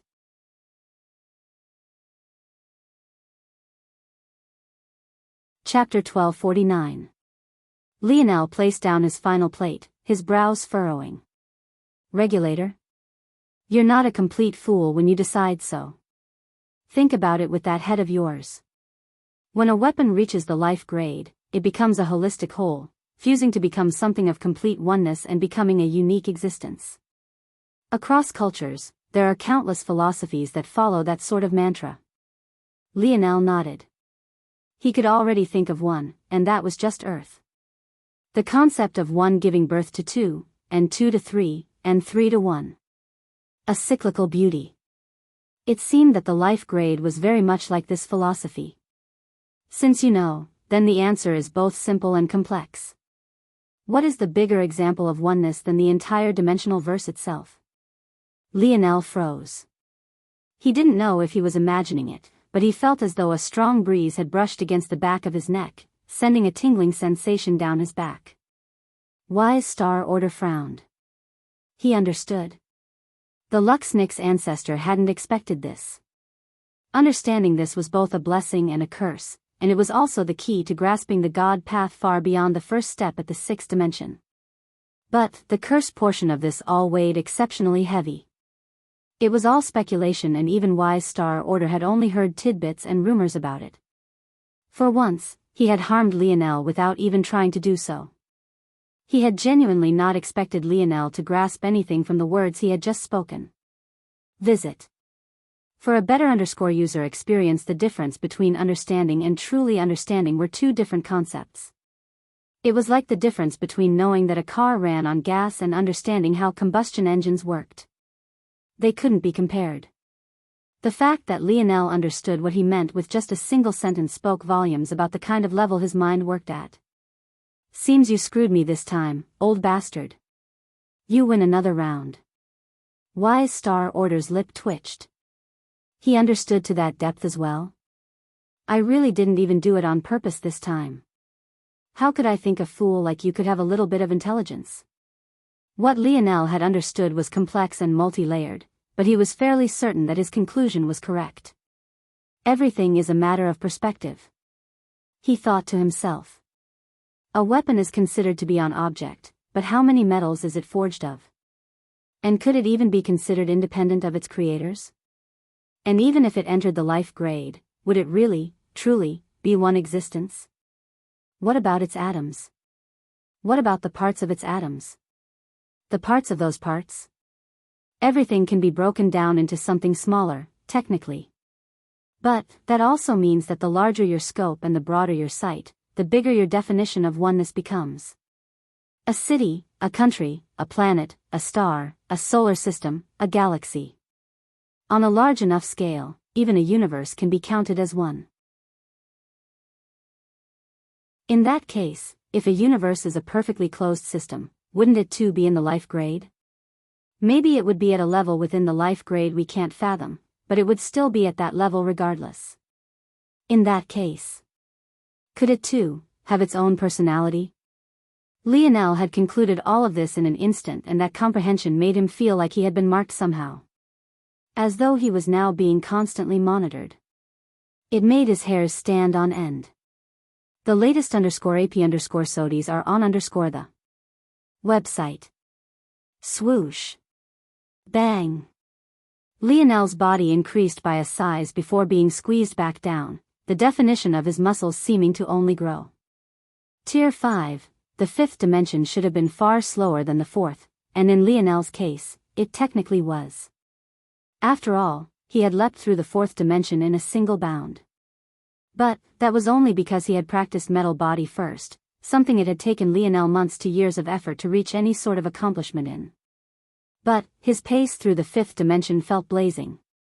He wasn't even relying on like he could have. His mind was constantly evolving on its own without even much conscious effort. Lionel had a feeling that this had to be related to his king's might. Something about his will being tangible made breaking through these shackles feel exceptionally easy. One way or another, you would have been marked by the regulator. Your Scarlet Star Force innate node is basically a natural disaster waiting to happen. Just consider this an early initiation. I feel like we're missing the important topic at hand here. There's nothing more to say. Congratulations. You've learned about the glass ceiling. Feel free to feel despair, itll give me some sorely needed entertainment. You've been stuck in a bronze tablet for years, I'm sure you can do with some boredom. What do you know? The Luxnix family estate is always filled with drama. You'd be surprised how much fun you can have peeking into everyone's private lives. If you're a pervert, just say so, old man. Visit. For a better user experience, I'm not going to let an impotent virgin like you ruin my fun, brat. Lionel's lip twitched. Virgin was fair enough, but when did he become impotent? He had a ceiling tile with a hole through it to prove his point. You're one to talk. You couldn't even have sex with your own body even if you wanted to. Take that back. Oh, did I strike a nerve? Oh my, I'm shivering in my boots. I'm going to enjoy killing you. Why, so you can have sex with my body? You really are a pervert. Wise Star Order seemed to realize at this point that he was close to losing the war. How had he let Lionel catch onto one of his weaknesses like this? He had slipped up. Without a choice, he forced himself to change the subject. Just stop holding back your nodes, brat. The entire point of a nodes is to connect with your others. At this point, you're like a constipated middle-aged woman on menopause. You need to release. And now that you've waited so long, it's going to hurt like hell. Couldn't you have picked a better analogy? The latest _AP_SODIs are on the website.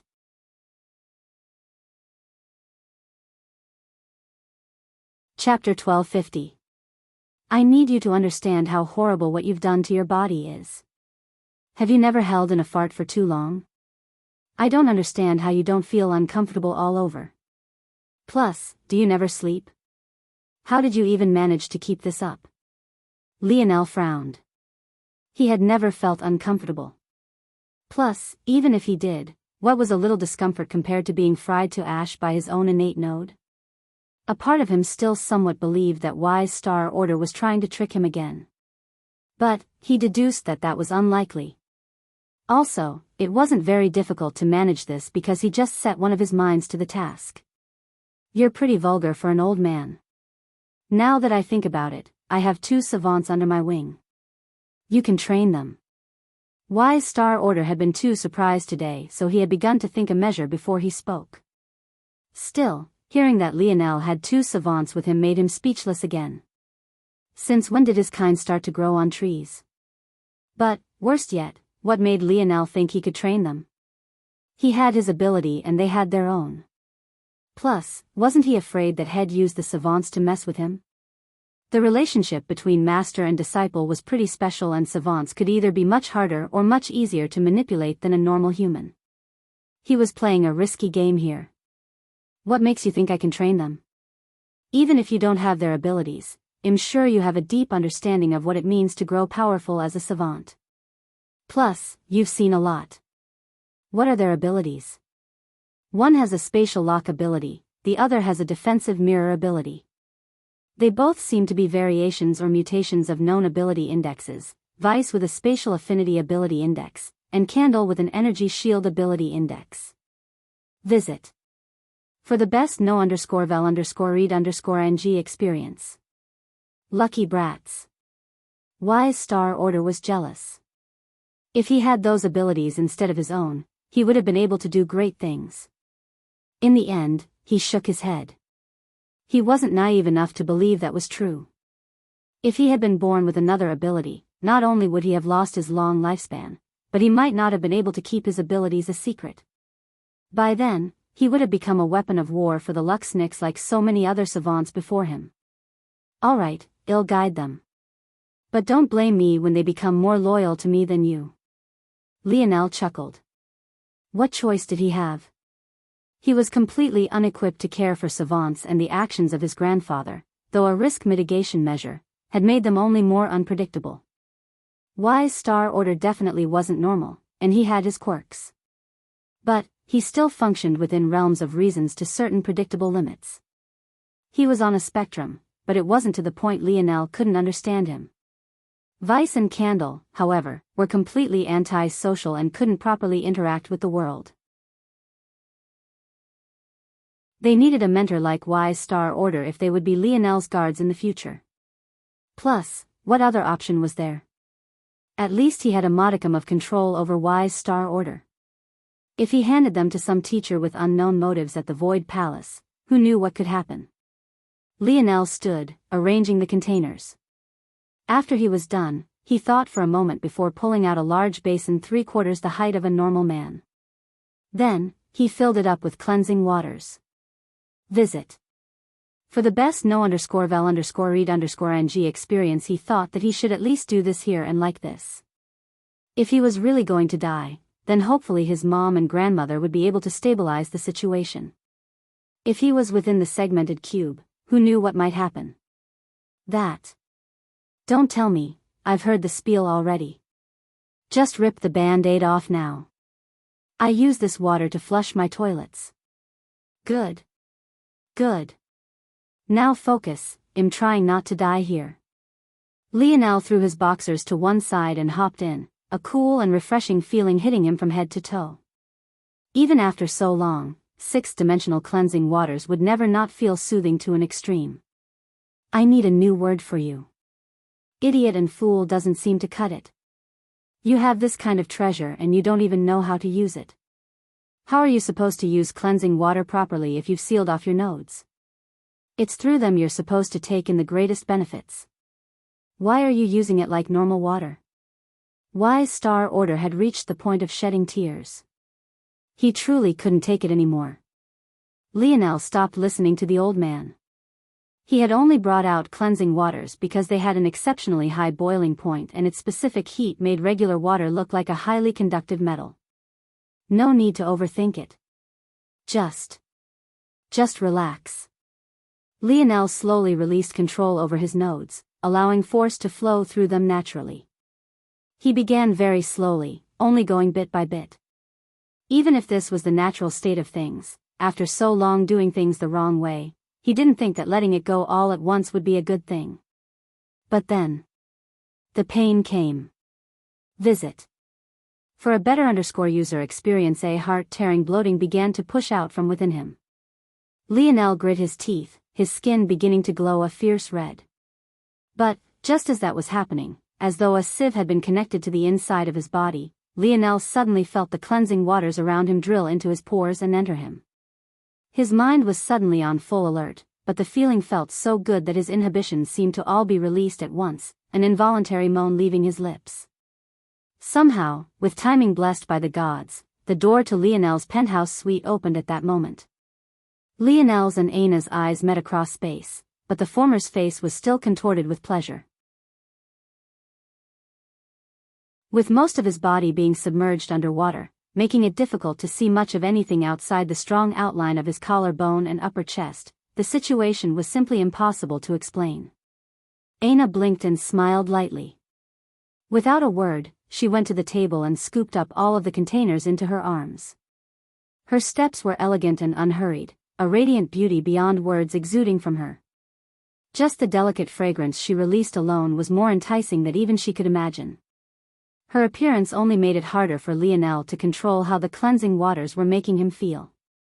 For a moment, something within his lower belly truly did light on fire, though it was hard to tell if it was lust or his innate node trying to burn a hole through him. To Lionel, this was even worse than getting caught snuggling with Joel. He couldn't even find the words to speak. "I will bring you dinner later, you can focus on your relaxing." With a click, the door closed. Visit. For a better user experience.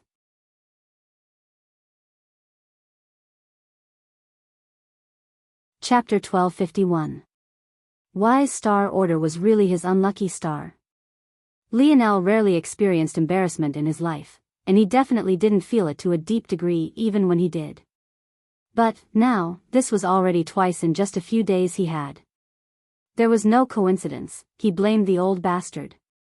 Unfortunately, he didn't get to linger on these thoughts for long because almost the exact instant Aina left once more, a loop of pain and relief seemed to take Lionel's life over completely.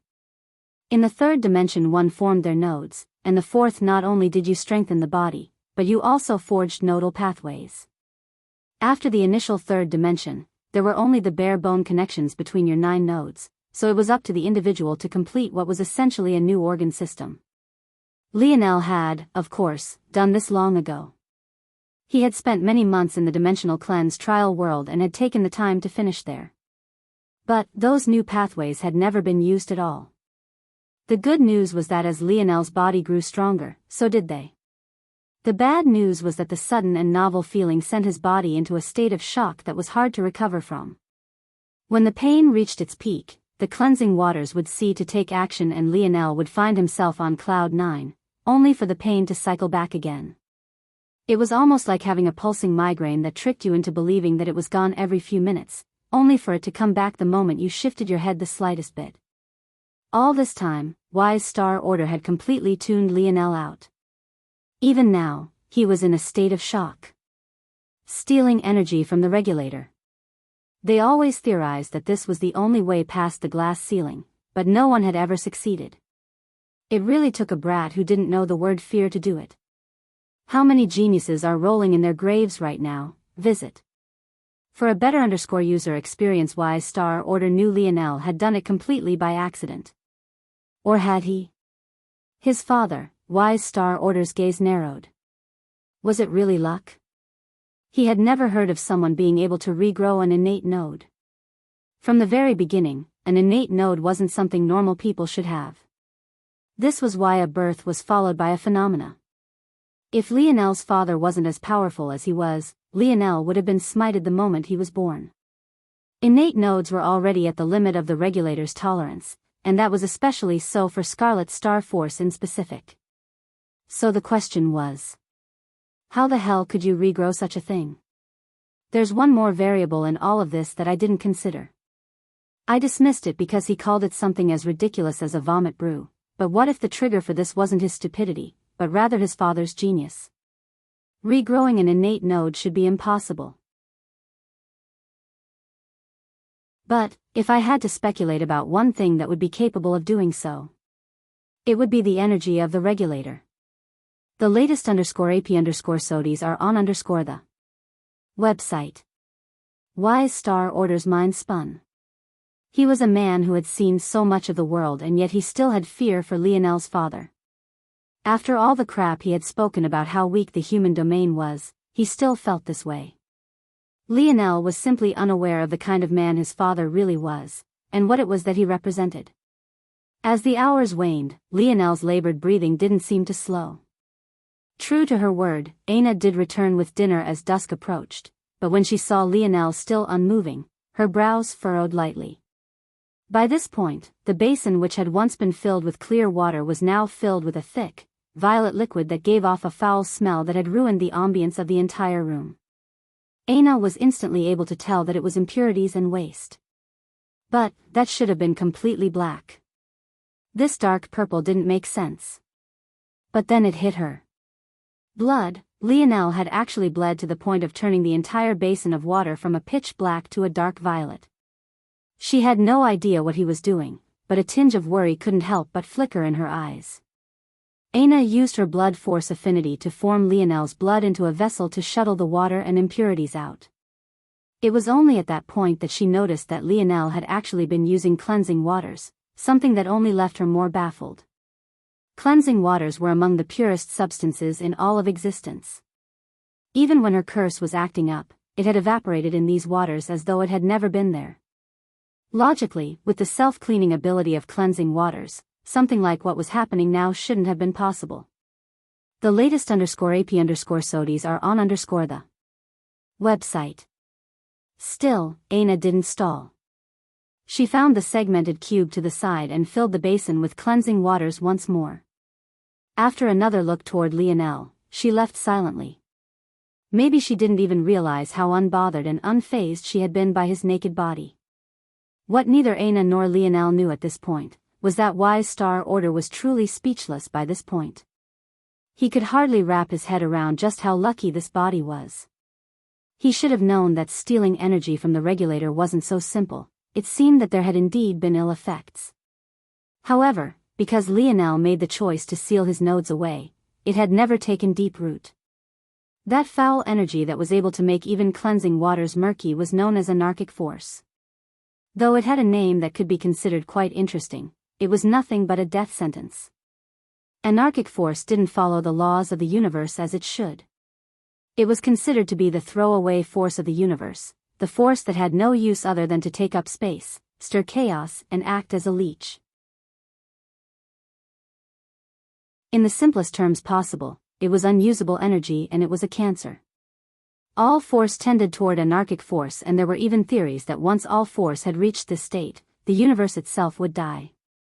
For a force user, having this stuff in your body was like a human suffering radiation poison. Damn it. I missed another chance to kill him. Visit for a better user experience.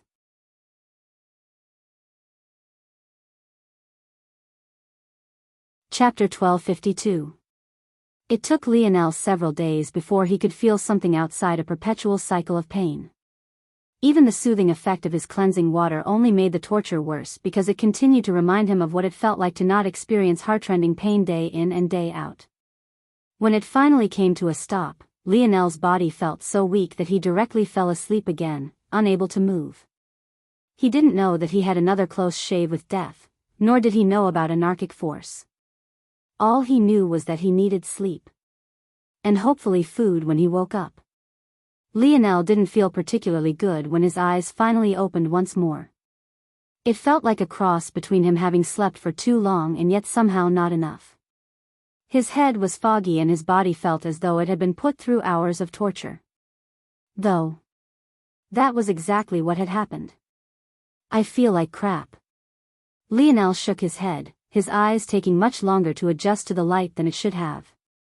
He realized he was naked, but he was far too lazy to do anything about it. Just moving his limbs around made him feel as though he had torn every muscle fiber in his body. For the first time in a while, he didn't even feel immediately hungry either. After so long suppressing himself, this was an inevitable reality Lionel was forced to face. It was as though he had let a wound scab over, but had now picked it clean once again to allow it to heal properly. Visit for a better user experience. Despite this, though, Lionel felt an overwhelming power rushing through his veins. It took him a while to register it because of how crappy he felt. But, once he did, he suddenly couldn't take his mind off of it. It had practically consumed him. This much. To Lionel's surprise, the largest change wasn't even to his force and force nodes. Rather, it was to his metal body and metal synergy lineage factor. What Lionel hadn't realized was that his metal synergy lineage factor was like a separate organ system all to its own as well. The runes that grew across his body could be considered to be manifestations of said organ system. However, this organ system was special in that it could be activated and deactivated. While in its deactivated state, it was much weaker, and as such, Lionel's body was far more susceptible to harm than it would be otherwise. This was why Lionel's defenses were so much greater when his bronze runes were visible. What Lionel had never considered was the mechanism behind this. When one thought about it, didn't Lionel's defenses come from his metal body? Since that was a technique he trained in, why did it matter whether his bronze runes were activated or not? The answer to that question lied in the method by which the metal synergy lineage factor circumvented many of the weaknesses that usually came with defense lineage factors like heavy weight, slow speed, and low flexibility. Visit. For the best no_vel_read_ng experience, the bronze runes were an amplification measure that relied on force to synergize with Lionel's metal body and bring out its true strength while not hampering him as much as other lineage factors would. To make something that was extraordinarily complex, simple. Lionel's bronze runes needed his nodal organ system to display their full potential. Why was it that the Morales clan elders had freaked out when Lionel tried to awaken his metal synergy lineage factor before forming all 9 of his nodes? It was precisely because this foundation was extraordinarily important towards setting a wielder of the metal synergy lineage factor up for success. Lionel raised his hand to his face. A slight discomfort and a bloated feeling coursed through him as he activated his bronze runes on it. And, after just a moment of observation, he sucked in a cold breath. My metal body now with my bronze runes deactivated is about as strong as it was before with runes. And now, with my bronze runes activated in full force, my defenses are 3 to 5 times greater than they had been before. If before Lionel could match up to lower tier and lower quality 5th dimension weapons in hardness with his bronze runes activated, now it wouldn't be guaranteed that even a quasi 6th dimensional blade could harm him. Wow, the latest _AP_SODIs are on the website. Lionel had always been underwhelmed by his tier 9 metal body. He had used the silver tablet to accelerate his progress toward it, but he never felt the sort of invincibility it should have. People seemed to be able to harm him far too easily, and the gap between him and Miguel still felt difficult to bridge. Lionel had dismissed this odd feeling of his because he was used to his metal body being weaker than normal. Back when he was in the 3rd dimension, his 4th dimensional metal body was also lacking.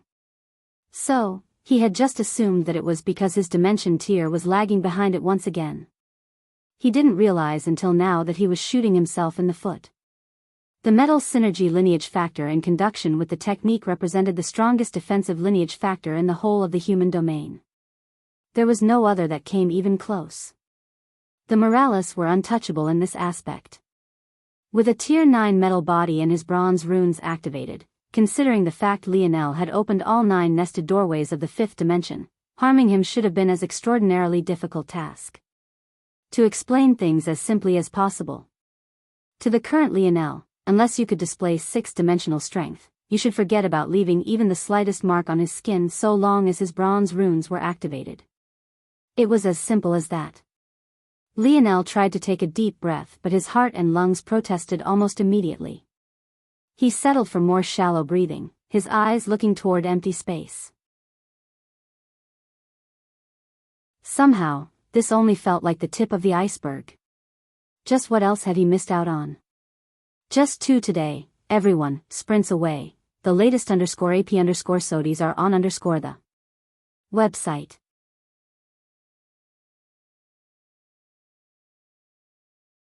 Chapter 1253.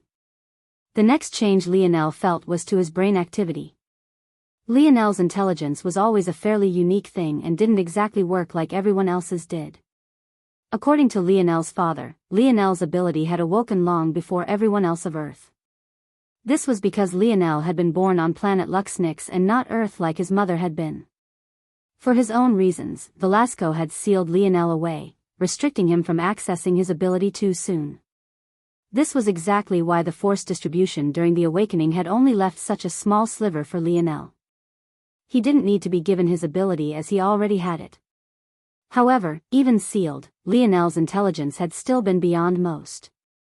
Though, not as exaggerated as it was now. Lionel had been in Class A of Royal Blue Academy, a great feat, but he had been 3rd in his class, behind Aina and Alan. There were maybe a few reasons for this, but the main reason was because of the Ascension Empire's restrictions on books and knowledge.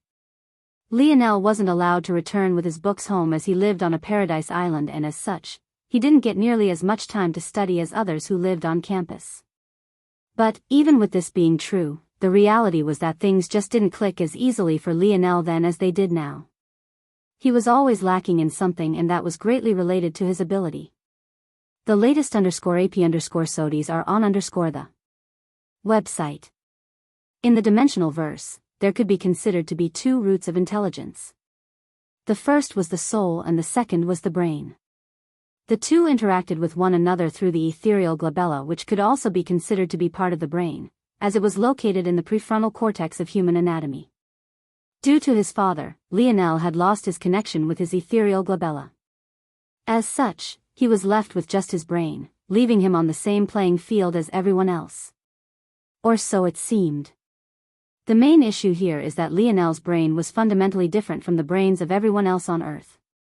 The spear domain lineage factor rearranged the neural connectivity in his cortex, giving him different anatomy than one would expect to find in a person of Earth. While most people of Earth had a prefrontal cortex designed purely for higher-level functioning, thought and reasoning, Lionel's own was wired for battle with a spear. The amount of energy allocated to this much more complex interconnectivity left little to the rest of Lionel's mind. And, on top of that, his lineage factor hadn't even awoken then, so it was like a continuous siphon of energy toward a bottomless pit of uselessness. And, as though that wasn't bad enough, he didn't have his ethereal glabella, which would have been the best power source for it all. It quite literally made Lionel dumber. But why was it that this was all important now? After all, Lionel's ethereal glabella was just fine, and now that he could use dream force, the fuel his brain had was far beyond that of 99% of most people. The latest _AP_SODIs are on the website.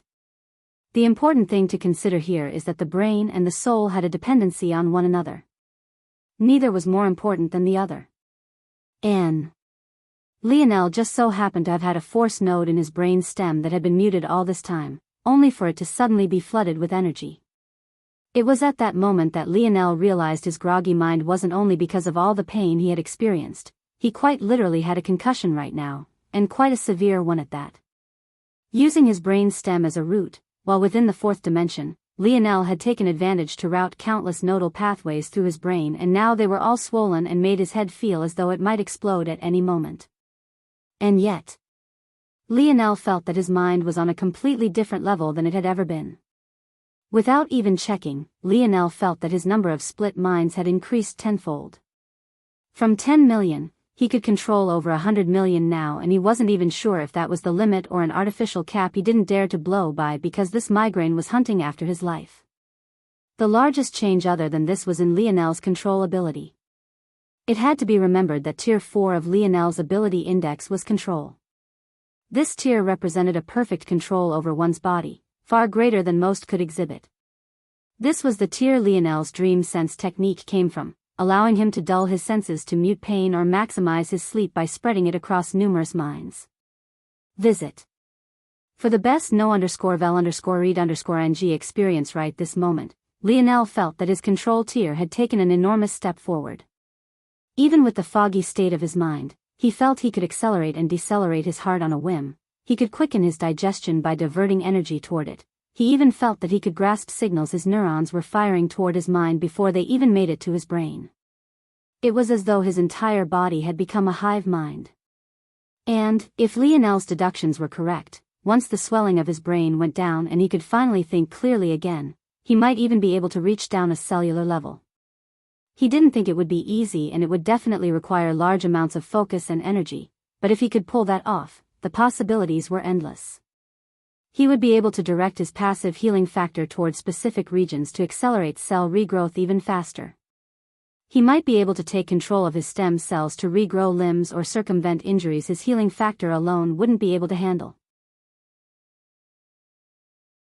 He would be able to change the composition of his muscle so they could exhibit more power per fiber length than they could in the past.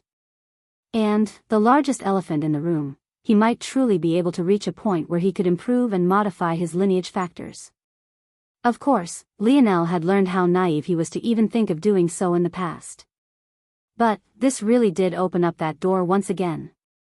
The prowess of the control tier of his ability index was something he had clearly greatly underestimated until this point. None of this even touched the fact that Lionel felt as though his spear domain lineage factor was clearer to him now than it ever had been in the past. Even his breakthrough against Miguel didn't make things feel this obvious and compatible with him. Visit. For a better user experience with force coursing through his brain, his spear domain lineage factor mutations finally got the sort of support it was always meant to, making him feel as though he couldn't bear to use any weapon outside of a spear, like it would be a waste of his ability to even spend time doing so. And yet, it still felt like there was more, as though he was still seeing just the tip of the iceberg.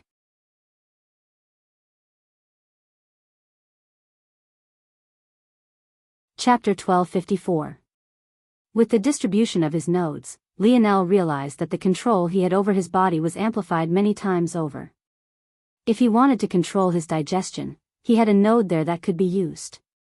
If he wanted to control his heart, he had another 2 nodes there. If he wanted to control his blood and purify it, he had his kidneys. Even if he wanted to breathe better and react faster, he had nodes in his lungs and spine. It wasn't until now Lionel truly grasped how good his decisions from back then were. At the very least, his simulations had not failed him and had only proven to be more accurate, an outright miracle considering just how many things he had gotten wrong.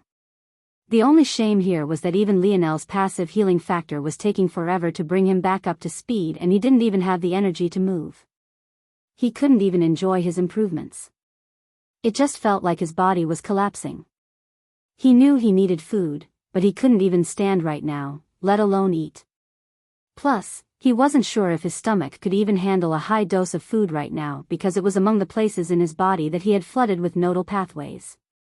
Lionel had half a mind to use dream sense to induce a coma in himself until he could wake up, but his better judgment made him decide against it. Who knew if there were other twists waiting for him? Though Wise Star Order hadn't explained, Lionel could feel that there was something odd in his body. Part of the reason he had pushed himself so far was to ensure he had gotten it all out, but what had scared him was that even with his senses, he hadn't been able to detect it. That mysterious black force. It was as though it wasn't there at all. Even when it was floating around Lionel like it had been, even when he could see it with his own eyes, it was as though it was nothing more than a figment of his imagination. The latest _AP_SODIES are on the website. What was that thing? Lionel's voice came out hoarse. It had no oomph to it at all, making it seem like it had been stripped of all of its base. Anarchic force. Lionel didn't answer for a long while, almost as though he was searing the fear he had felt for that force in his mind. It seemed capable of swallowing everything. If not for the cleansing waters neutralizing it somewhat, he didn't know what he would have done. I don't know how my Scarlet Star Force can embody destruction if that thing exists. Wise Star Order shook his head. It doesn't destroy. It consumes and erases. At least when you're destroyed, some semblance of what you once were remains. Broken pieces, ash, a mark in the land. When anarchic force moves through, it leaves nothing but the void. The void battlefields are filled with that stuff, aren't they? Visit. For the best no_vel_read_ng experience Wise Star Order was taken aback. How'd you guess that? Lionel wanted to shrug, but he didn't have the strength to, nor did he want to experience the pain that came with it. His dreamscape had drawn the conclusion for him. The speed his mind worked at now was leagues beyond where it had been in the past. I felt like your choice of the word void wasn't coincidence. Plus, if there was anything that could weaken my ability with its presence alone, it feels like anarchic force is it. Your ability is probably something bestowed upon you by the regulator, right? And I assumed that the only way for that force to have gotten into my body without my knowledge was as some sort of retaliation by the regulator. So, making the leap wasn't too difficult. Wise Star Order shook his head. This brat got smarter. How annoying. You shouldn't think of the regulator as a person. Why not? Visit. For a better user experience, Lionel didn't refute his ancestor. He realized after Wise Star Order said it he had subconsciously begun to think of the regulator as a singular existence. Because it's the pinnacle of arrogance to do so. Lionel chuckled, but it quickly turned into a wheezing, coughing hybrid. You laugh, but that's only because you know it's true. Personifying the will of the universe is just a coping mechanism. It makes you think that you can defeat it and overcome it, when in reality, it gave birth to all that is. The comprehensions you've grasped are all innately known by it, the abilities you're bestowed are created by it, the force you use to strengthen yourself are produced by it. Even if it was a person, it would be something beyond a god. The quicker you learn that, the greater chance you'll have to live. A rare solemn tone came from Wise Star Order. He was usually deciding between losing his mind and picking which insult to throw at Lionel next, but this time, he was as serious as he could be. Lionel fell into a deep silence, his mind wandering from place to place but always seeming to return back to Wise Star Order's words. The silence between the two lasted hours, and maybe even Wise Star Order himself thought that Lionel had just accepted his words and left things alone. The light of day waned and Aina even came once again. Seeing the situation that Lionel was in, she seemed to be able to tell exactly what he needed at a glance and prepared it. There was a delicate sort of silence between the two as she fed Lionel spoonfuls of soup, not even giving him the chance to reject her kind intentions. The latest _AP_SODIES are on the website. Once she was finished, she smiled and left the room even as the lights of dusk finally faded to black. And it was only then that Lionel spoke words froze Wise Star Order completely. If I unite the dimensional verse and make the power the regulator bestows meaningless, wouldn't I be the regulator then?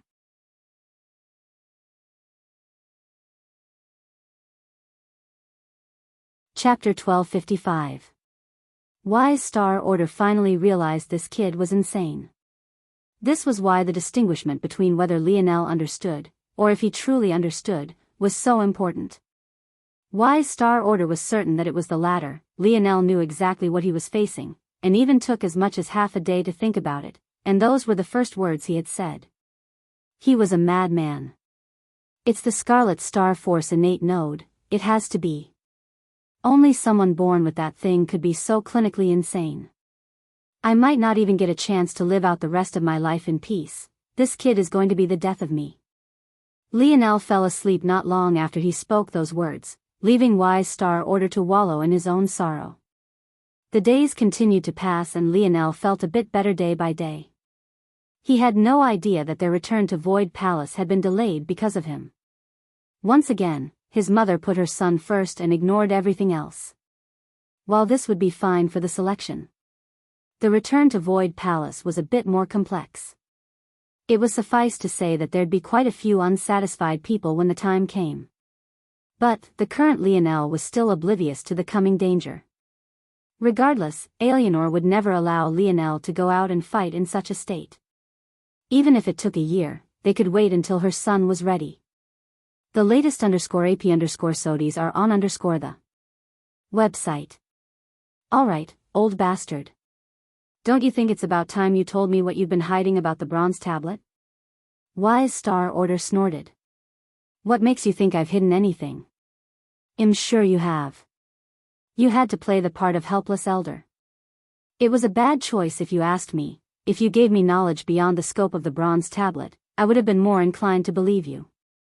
But, then again, too much knowledge and I would have suspected you anyway. It's all because I didn't think you'd be so stupid. If I knew you were so ignorant to the ways of the dimensional verse, you think I'd waste my time? I could have pulled a book of fantasy from my ass and fed it to you and you would have believed it. Lionel's lip twitched, but he didn't refute. Wise Star Order was probably right, at least in part. Just start with the simple stuff. Are there really only 3 beasts? Is there nothing after the starry-tailed fox? And tell me what you really know about its lineage factor and how it works. So greedy. You haven't even mastered one yet, but you're concerned about the others. Lionel shook his head. In these last few days, even without going to the bronze tablet, I've felt all my bottlenecks loosen. If I wasn't holding them back for fear for what they'd do to my body, I probably would have cleared all 3rd awakenings for all 3 branches by now and maybe even touched upon the 4th. With Lionel released his nodes and nodal pathways, the purifying effect his kidneys had on his blood had shot up astronomically. Because his snowy star owl lineage factor was located in his blood, the synergy of the two events was ridiculously high. Lionel didn't even feel he needed to take the bronze tablet with him. Wise Star Order could only roll his eyes. Where was his thank you? This brat had no respect. The latest _AP_SODIs are on the website. The bronze tablet is more than just about increasing the pace of awakening. Without it, you wouldn't be able to feel the gateway to the next lineage factor even if you awakened it fully. In addition, most of the techniques of the Luxnix, including our Force Art system, are just derivative and fragmented understandings that come from the bronze tablet. Lionel's eyes lit up. So you mean I don't have to form techniques from the ground up? No. So long as you have enough comprehension, it shouldn't be a problem. This was a huge sigh of relief for Lionel. This was one of the things he had felt the most worried about. Then the starry-tailed fox? Lionel asked. I lied back then, the starry-tailed fox doesn't have 4 branches. Rather, it has the standard 3 the snowy star owl and the white stone elephant had. Instead, it's just that its wisdom branch evolves into something more profound and becomes the wisdom spirit branch. So, it has the speed branch, the healing branch, and finally the wisdom spirit branch, each with 4 awakenings of their own. What's so different about it? Why do you care so much now? You're nowhere close to it. I'm probably closer than you think. Just answer the question, old man. From what I can tell, the wisdom spirit branch is heavily related to the soul. You've seen what benefits sensing your soul for the first time gave you. It'll be similar but likely manifold more potent. The latest _AP_SODIs are on the website. I see. Lionel nodded. Then there's probably evolutions of healing branch waiting in the future, right? It's the only one that appears just as frequently as the wisdom branch. Even I don't know the answer to that. I only have vague information about the next 2. Oh. What are they? The twinkling light bear and the golden tiger. The bear sounds like another strength-based creature, similar to the elephant. Likely yes. If it alternates between speed and strength like this, there's probably a reason. I just don't know what it is. 5 feel incomplete. Lionel suddenly said. The silver tablet I saw, though I could only meditate on it for a moment, definitely only had 2 creatures within it, there wasn't another. Is there a golden tablet? Lionel asked. I am uncertain. The only other tablet I've ever seen was yours, but it seems to function very differently from the lineage factor tablets. Visit. For a better user experience, what I can say is that you are likely right, 5 is incomplete. If there are these creatures, and each has their own shadow, then I would have to guess that there are 12 total, 1 for each point of the northern star, so there's a 6th. So there's a 6th. Wise Star Order confirmed.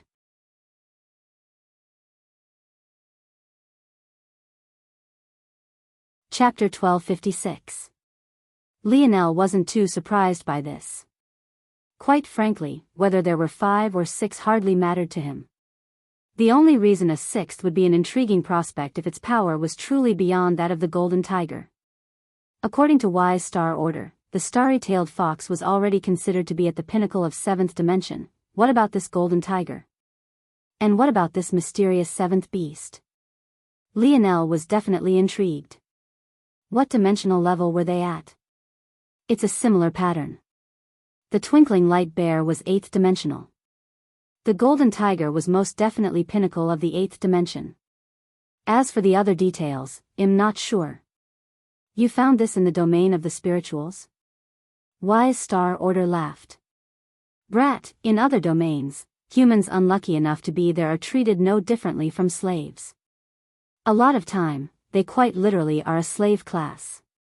You going over there is no different from giving your life away. Visit. For the best no_vel_read_ng experience, you wouldn't even be able to step foot in the region something so precious would be held, let alone making it to the point of laying your eyes on it. Lionel frowned. Slaves? Oh. Are you mad? You should get over that hero's complex really quick. That nonsense you said about uniting the dimensional verse is never going to happen. Your domain is just lucky that it mostly produces humans thanks to the regulator you apparently want to replace. If not, humans wouldn't even have a place in the universe. I feel like you're exaggerating. Anyone with half a brain knows how evolution works. For a race to survive so long into the lifespan of the universe, and even control a domain all to itself, it can't possibly be weak, or else it would have been rooted out a long time ago. But you're making it sound like humans have no redeeming qualities. Humans do have redeeming qualities. Too many, in fact. But that's the problem. There's no universal path for humans to take, so instead of putting all your efforts toward excavating one thought, you all diverge. There's no greater example of this than the lineage factor. How many lineage factors are in the human domain? Hundreds? Thousands? Millions is probably the more accurate denomination. Each of you is trying to figure out how a different path works, diverging along countless lines of evolutions, instead of streamlining it all into one large and cohesive effort. When I say humans are untalented and are far behind everyone else, I don't mean that there's a literal objective metric by which you're worthless. It's the insatiable appetite of humans and their neutral foundations that ruin everything. Visit. For a better user experience, humans can be great at everything, and that's exactly why they're great at nothing. Lionel frowned. He felt that Wise Star Order was speaking the truth, and he could feel that it made perfect sense. But, even with his improved thinking speed and computational ability, he couldn't even begin to guess at how to unravel that problem and solve it. The Void Palace is maybe the only decent attempt humans have made to form a cohesive ideology. It helps geniuses worth investing in to focus in on the God path. Though there are plenty of powerful individuals who've taken the conventional path, there's a reason that the God path is still conventionally known as the better of the two. However, even that's become a shit show. There's only so many resources you're all willing to pool into a neutral party that will take away from your own strength, so there's limited spots. And because the spots are limited, only the extremely talented even have a chance to claim a spot for themselves. Once they get into the place, they'll be bombarded with politics and bullshit from all sides. Unless you're both talented and come from a strong family, you'll find yourself rattling within someone else's cage soon enough. If by some miracle they manage to make it through all of that and reach the highest echelons, they'll become another useless old fogey sitting on their high horse thinking themselves to be invincible because they reached the peak of the human domain. Or, they'll end up siphoning most of the resources they earned back to their families to fuel more diverging paths into the future. Even if you sat humans down and tried to explain this, they wouldn't listen. How would you even decide which lineage factors to abandon and which to focus on for the good of the whole human race? And, even if you could decide, would that family agree to share their lineage factor with everyone?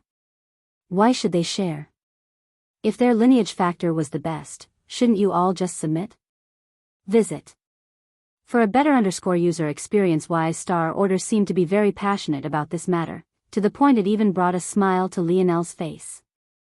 Though the old man called his dream ridiculous, judging by how much effort he had put into making sure the Luxnix family would follow his lead into the future, it was likely that, at one point, he shared a dream not too dissimilar to his own. It's not the humans are so much more stupid or selfish than other races. Every race is selfish and is out for their own selves. The difference is that most of the races are only good at one or two things, so all of their lineage factors converge toward the same evolutionary peak. But this isn't a luxury humans have. But if you know your weakness, then you should try harder than others to fix it. Fuck. I hate stupid people. Wise Star Order ended up ranting to himself. He had riled himself up so completely that he completely forgot about Lionel entirely. Once Earth enters the 8th dimension, it's all over. All these years of wasting time and shilling for their own personal gain is going to end with the human race being completely wiped out and enslaved. But all they're worried about is conquering a piece of Earth for themselves. Useless piles of trash, I'd kill them all if I have the chance. Lionel erupted into a fit of laughter. He forgot about the pain in his body for a moment, laughing to his heart's content. The latest _AP_SODIes are on the website. What are you laughing about, you damned brat? When you're not trying to kill me, you're kind of adorable, old man.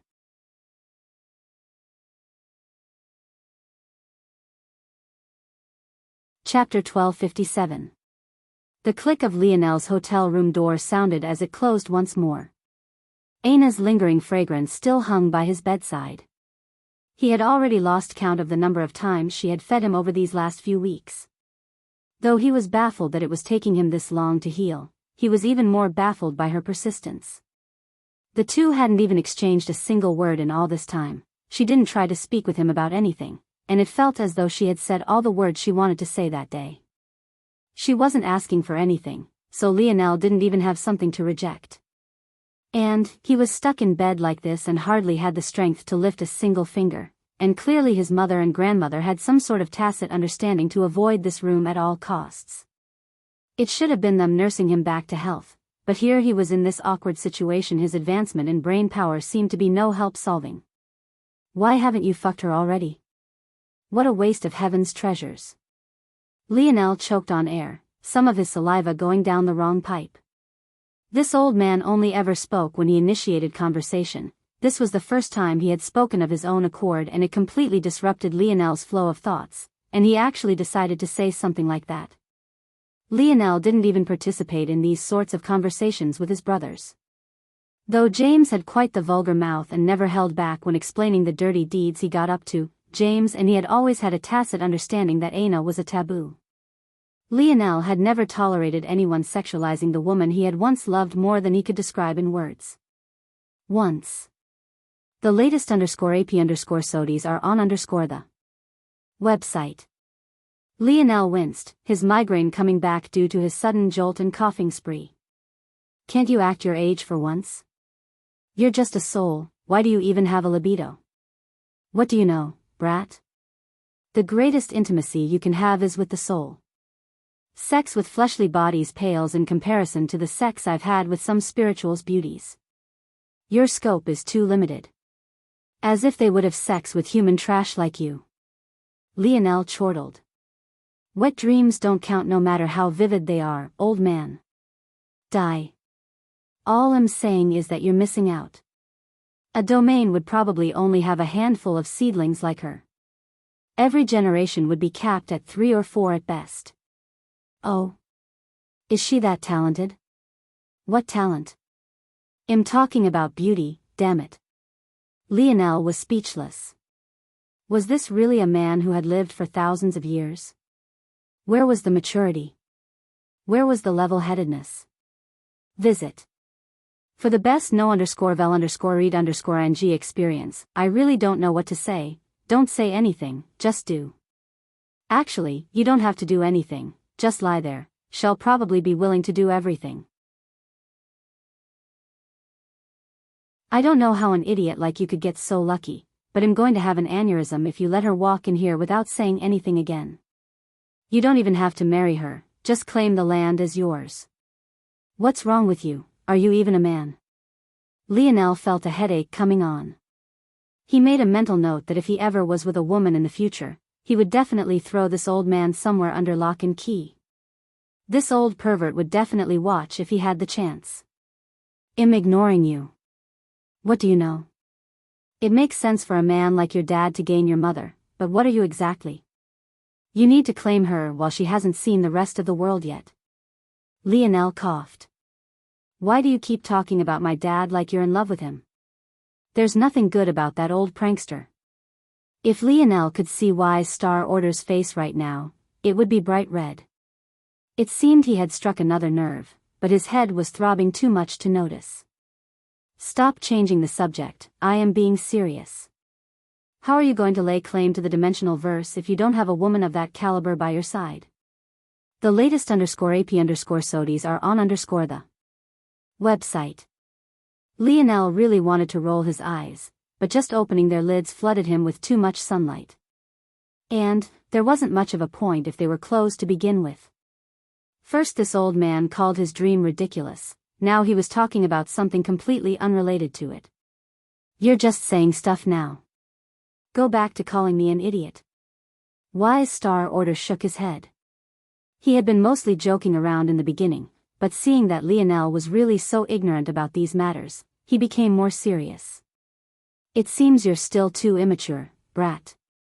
You're not bad at reading a person one-on-one, but you're lacking the ability to see things on a grand scale. Lionel raised an eyebrow. He had the whole of Valiant Heart Mountain dancing on his palm years ago. He was just fine at manipulating emotions on a large scale. Their entire organization had almost collapsed because of him. A beautiful woman, especially one on the level of a generational goddess, is more than what she appears on the surface. She's a status symbol. When men see you with her, they respect you. When women see you with her, they want to be her.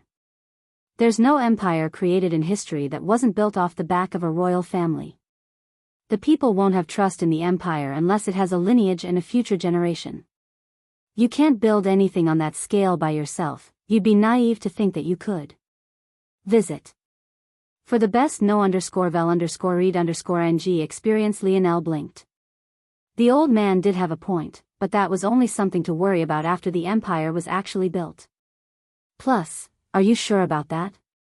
Whenever men see me with her, they actually want to kill me and take her for themselves.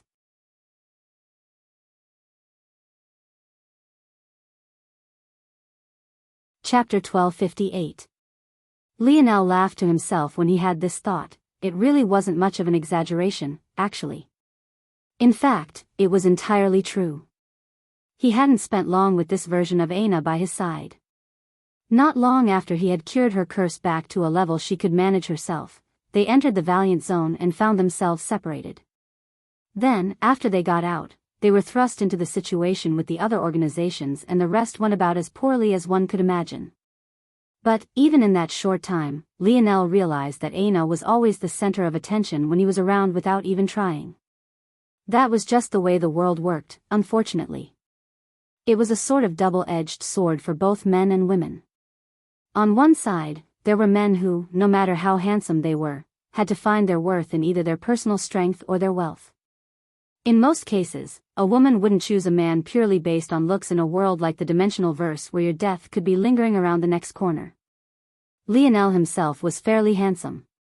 Maybe not as handsome as Wise Star Order or Elther, but that was mostly because he dressed down a lot of the time, hadn't had a haircut he didn't slice with his own blade in years, and couldn't be bothered to worry about useless stuff like looks. However, even then, he could be considered to be within the top percentile of men, and practically no one gave a damn. On the other hand, there were women who, no matter how talented and strong they were still measured by how much beauty they were born with. The latest _AP_SODIs are on the website. Lionel had seen this all too often with Aina before her curse had been cured. She was no less powerful than himself, and even more so during most points in their journey. In fact, before his fight with Miguel, Lionel was certain that he could defeat him, but he had no idea if he could do the same with Aina. Maybe only now that his nodes were being used properly could he say that he had a good chance at beating her. And yet, all anyone seemed to talk about was how ugly she had been or how beautiful she was now. When Lionel said he didn't care about Aina's beauty, he had meant it. That wasn't to say that he wasn't enthralled by it. He was a man, after all. It was just that beauty alone wasn't able to move his needle one way or another. Maybe considering his logical brain, he should be going after the most beautiful woman possible to maximize the good genes his offspring could have. But, Lionel had always felt that a healthy family had to have foundations beyond this. Wise Star Order shook his head. That's because you lack status. You can't have a symbol like that by your side and be a weakling. Can you stop calling her a symbol already? She's a human being. Oh. Are you mad? Wise Star Order laughed. I thought you didn't want her. That doesn't mean I have to allow her to be disrespected. Visit. For a better user experience, what a foolish little brat. I don't know what I'm going to do with you. How about you be useful and tell me why the universal cycles are ordered the way they are? It makes no sense. What? What are you confused about? Don't tell me you've never thought it was weird either. Wouldn't it feel better if the order was natural light, for seasons, heavenly body, constellation, and then finally the cosmos realm? Why is it 4 seasons, heavenly body, natural light, cosmos, then constellation? It feels like someone shuffled it into the order then made the least amount of sense. Wise Star Order didn't know what to say for a long time. First this kid all but threw down a gauntlet to face the regulator, now he was doubting a power system that had been the same since the beginning of time.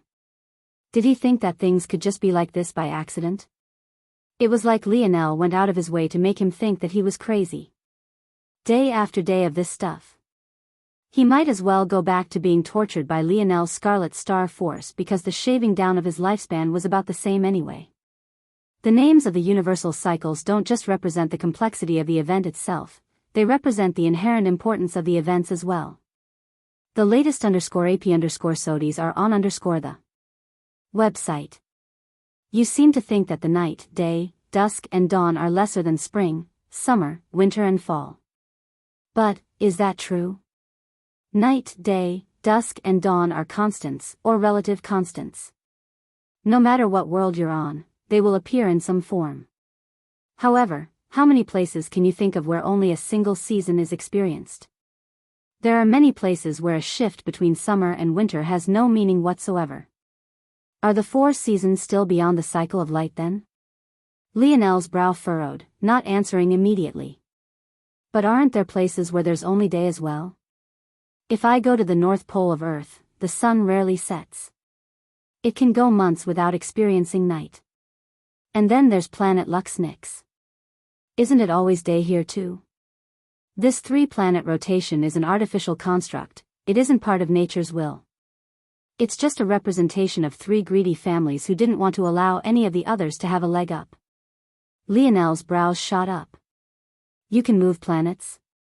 You've been to the Dimensional Cleanse trial world and have seen the Dyson sphere, but you're surprised by this? I really don't know what goes on in that head of yours. Lionel felt that Wise Star Order had a point. It seemed that he was still stuck in the mind frame of an Earthling. If even Earth could terraform their continents and move them about as they please, why wouldn't far higher dimensional worlds have methods of moving entire planets? The latest _AP_SODIs are on the website. But still. Lionel mumbled. The rest doesn't click with me.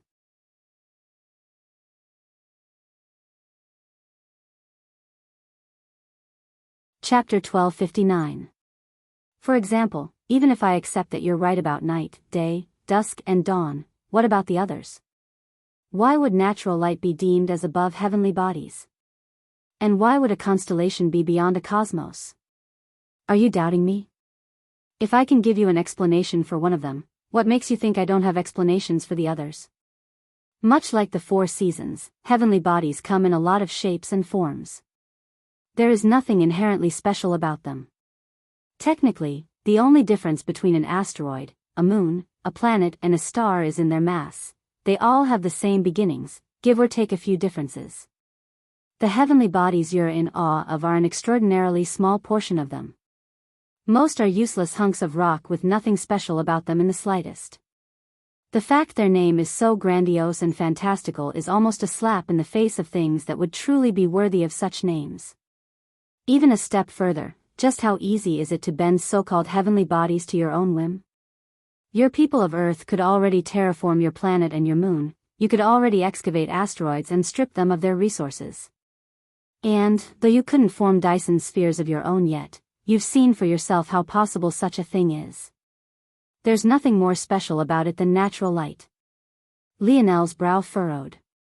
But aren't concepts of night and day, not to mention the seasons, anchored to the existence of heavenly bodies? Aren't they contingent on their existence? That right there is your main problem. You're conflating the artistic conception of something with its logical existence in the real world. That isn't the purpose of universal cycle comprehension. Visit. For a better user experience, but aren't you doing the same thing to prove me wrong? There's a subtle difference between what you and I are doing. I'm trying to frame things in a way you can understand, but my foundation is still the artistic conception. Your foundation, however, is whatever scientific understanding you have of these things. When I say the Four Seasons realm is weak is because it's so fleeting and can appear in a myriad of different ways depending, you see it from the frame of science. The location of the planet, how far it is away from its star, its tilt, etc. However, I'm speaking of its artistic conception. Winter, to a myriad of people, represents different things. Many have never even seen snow before. Some have never seen anything but snow. Many more don't understand the mild transition of spring or the slow death of fall either. Because so many don't understand, the artistic conception lacks umph and ubiquitousness. However, there isn't a single person who doesn't understand what night and day is. Do you see the difference? Lionel's gaze flickered. So this concept of artistic conception was far broader than he originally understood. It wasn't just about how he viewed things, but it was also important to grasp how others viewed it as well. What gave the universal cycles power was the universe itself. Lionel's own perspective wasn't the most important here, even though he became the conduit by which it took root and flourished. He had to look at things from the perspective of the whole. Visit. For a better user experience, sparks flew within Lionel's dreamscape. A vague line connecting dream force, artistic conception, his own thoughts and that of those around him threatened to erupt. It felt like it was on the tip of his tongue, but he just didn't have enough information to grasp it. A small part of Lionel told him that had it not been for the vast increase in his computational power, the spark wouldn't have barely lit like this at all. This is actually so far beyond me. I need more information. Okay, I can see where you're coming from. It also makes sense that the cosmos is beyond natural light. But what is it about constellations? How could they be beyond the cosmos? You said yourself that stars are only different from planets in their mass, so how is an array of stars any different? Wise Star Order sighed. I think I preferred the silence more than I thought. I don't know what's so difficult to understand after I laid it all out. Lionel had already deduced the answer, but that wasn't the point. He had deduced it, but his spark didn't light and finish its loop, so he still had no idea what his dreamscape was trying to tell him. The connection was still vague and sparking, but he just didn't have enough information. He was hoping that something Wise Star Order said could trigger the final jump. Just explain it. The latest _AP_SODIs are on the website. Wise Star Order shook his head. For as long as life has existed, people have looked up at the skies. It didn't matter what stage of evolution they were at, reaching up was something everyone, regardless of race, gender, or culture, strove after. Whether it was the most primitive of races all the way up to the most advanced, they all looked up. In the infancy of a world, they marked out their gods in the skies. They told tales about what they represented and drew their figures, bowing to them in worship. As a world grew, those tales would grow and evolve, often becoming related to a person's sense of self. Regardless of the world, the prevalence of religion would fade, and right there to replace it would be a spirituality no race could seem to escape. Everyone wants to believe in something, even if it sometimes doesn't make sense to. Whenever people reached their end of their ropes, the stories in the skies would be there. A constellation is no longer about the stars that make them up, they represent something beyond that, the greatest of universal cycles, one that relied on a willingness to look up and go beyond. The latest _AP_SODIs are on the website. Lionel's brows furrowed hard, but it had nothing to do with Wise Star Order's words. Those words were nice and poetic, old man. Unfortunately, they were absolutely useless. Lionel sighed, watching his dreamscape spark fade away.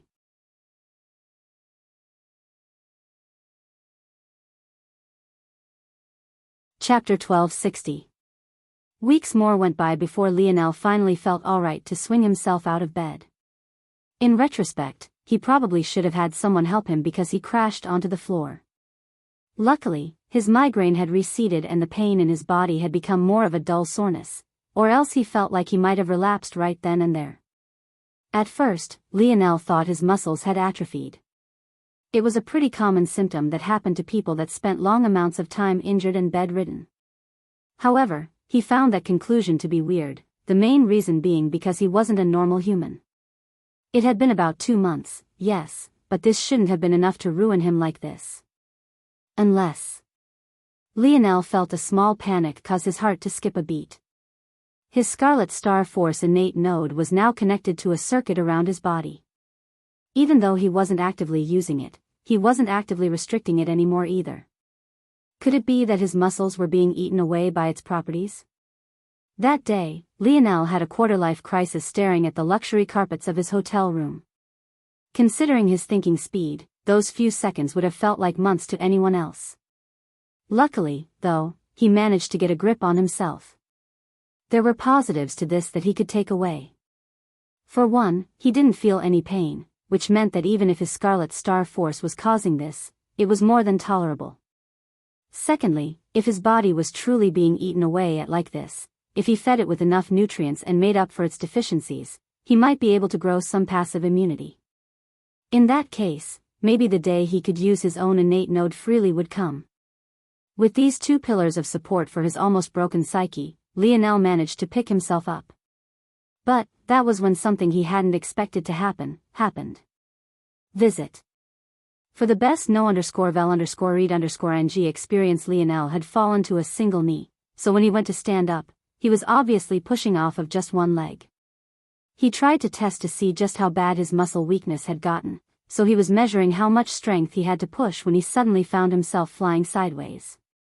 Crash. The sprinkle of glass and the suddenness of open air hit Lionel before he was suddenly free-falling hundreds of meters.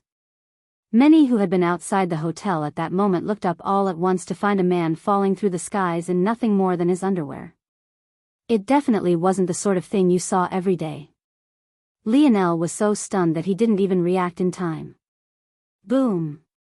An enormous dust cloud launched itself into the air, the earth rumbling as though a stone of unfathomable weight had suddenly been dropped onto it. Leo. Visit. For a better user experience, cap.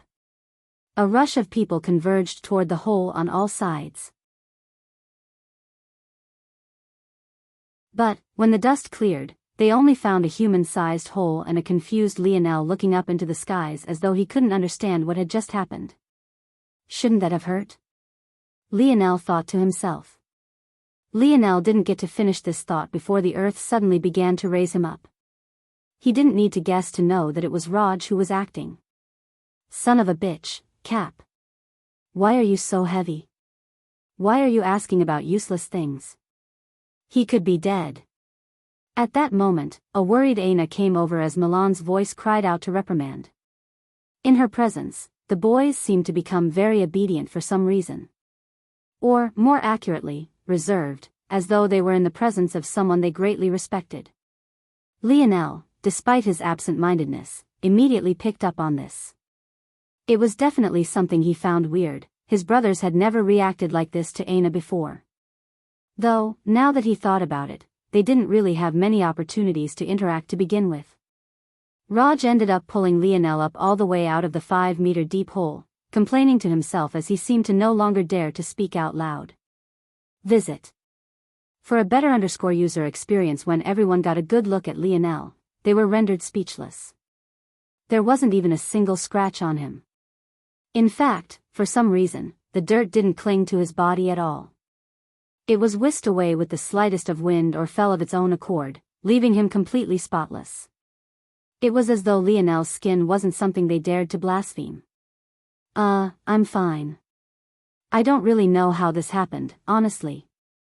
1 minute I was in the suite, and in the next I was falling through the skies. Lionel chuckled and tried to use the ground to pull himself up. But, at that moment, the location where his hand had been compressed, violent and raging cracks spreading out in all directions as the ground splintered as though an abyss had opened up beneath it. Lionel blinked. It might be best if you guys didn't touch me right now. An awkward silence fell over the group as they nodded slowly, taking a step back. That was just a casual pat to the ground, but Raj and the others had almost fallen flat on their faces. Only Aina seemed to have been able to keep her balance without trying very hard. Lionel's brow furrowed. He had thought his body had experienced atrophy, but this was clearly not the case.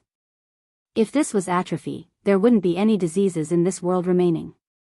He wasn't even quite sure how to even go about doing normal things. This change was a bit too large, even his high-class coordination abilities didn't adjust immediately. It seems he would still need a few more days. Hey, Cap. About the shirt and pictures. You're not mad, right? Raj looked from the destroyed ground to Lionel, and then back, laughing nervously. Visit. For the best no_vel_read_ing experience.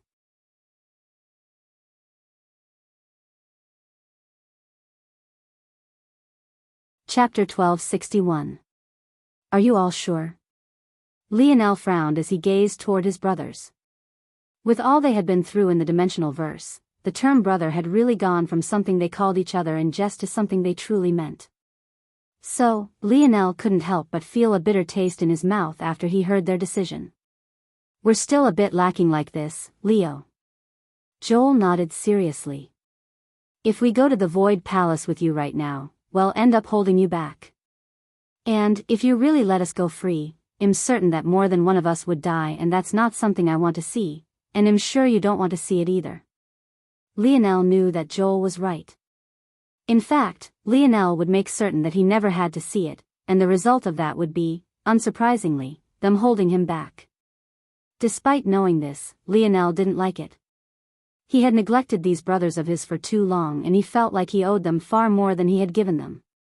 They never asked for anything from him, but that didn't mean that he didn't want to give back. There's no need to make that face, Cap, Raj laughed. We'll still be mooching off of you.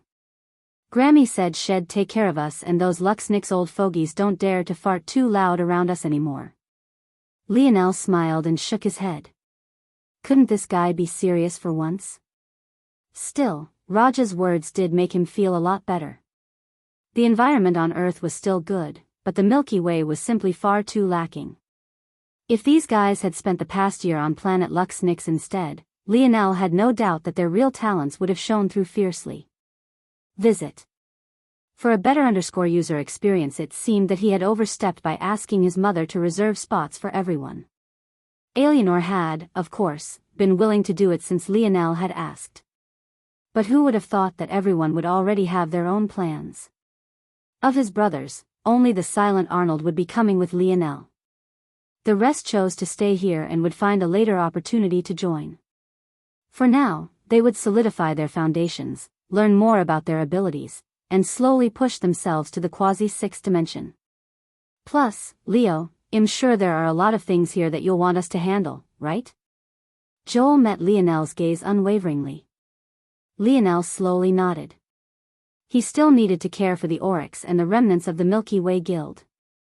In addition, he had moving pieces that were still setting themselves up with the Umbra family, not to mention the secrets related to the Midas and Radix. This wasn't something he had forgotten about, but while he was in the Void Palace, it would be difficult to police these matters. His own mother hadn't even been allowed to leave on her own whims, but she was a sector-ranked disciple. Logically, then, Lionel had no chance at moving freely after he entered their organization. Lionel had factored this into his plans already, and the reason he was okay with it was because there would surely be an exception made for when the Morales family heir wars were set to begin. That would be his chance to leave and ensure that his pawns had all promoted as they should. But, leaving things so hands-off for such a long period of time wasn't smart. It was especially a problem since his cousins-turned-competitors would definitely have their own men and women on the outside making moves for them. If Lionel didn't do the same, he would be handicapping himself. Thinking to this point, Lionel closed his eyes and took a deep breath. The latest _AP_SODIs are on the website. When he opened them once more, he had regained his focus. Alright, I will leave these matters to you. I'll find a method to establish communication with you all once I get to the Void Palace. Right.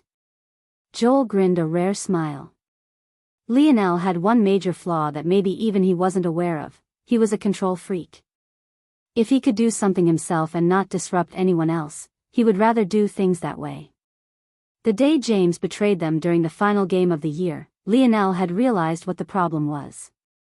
Yet, instead of talking to anyone or even confronting James, he found a way to win the game by himself and preserve their friendship. When Lionel chose to show them his labs and the things he was working on like the tentacle womb and others, they had already felt closer to him than they ever had before.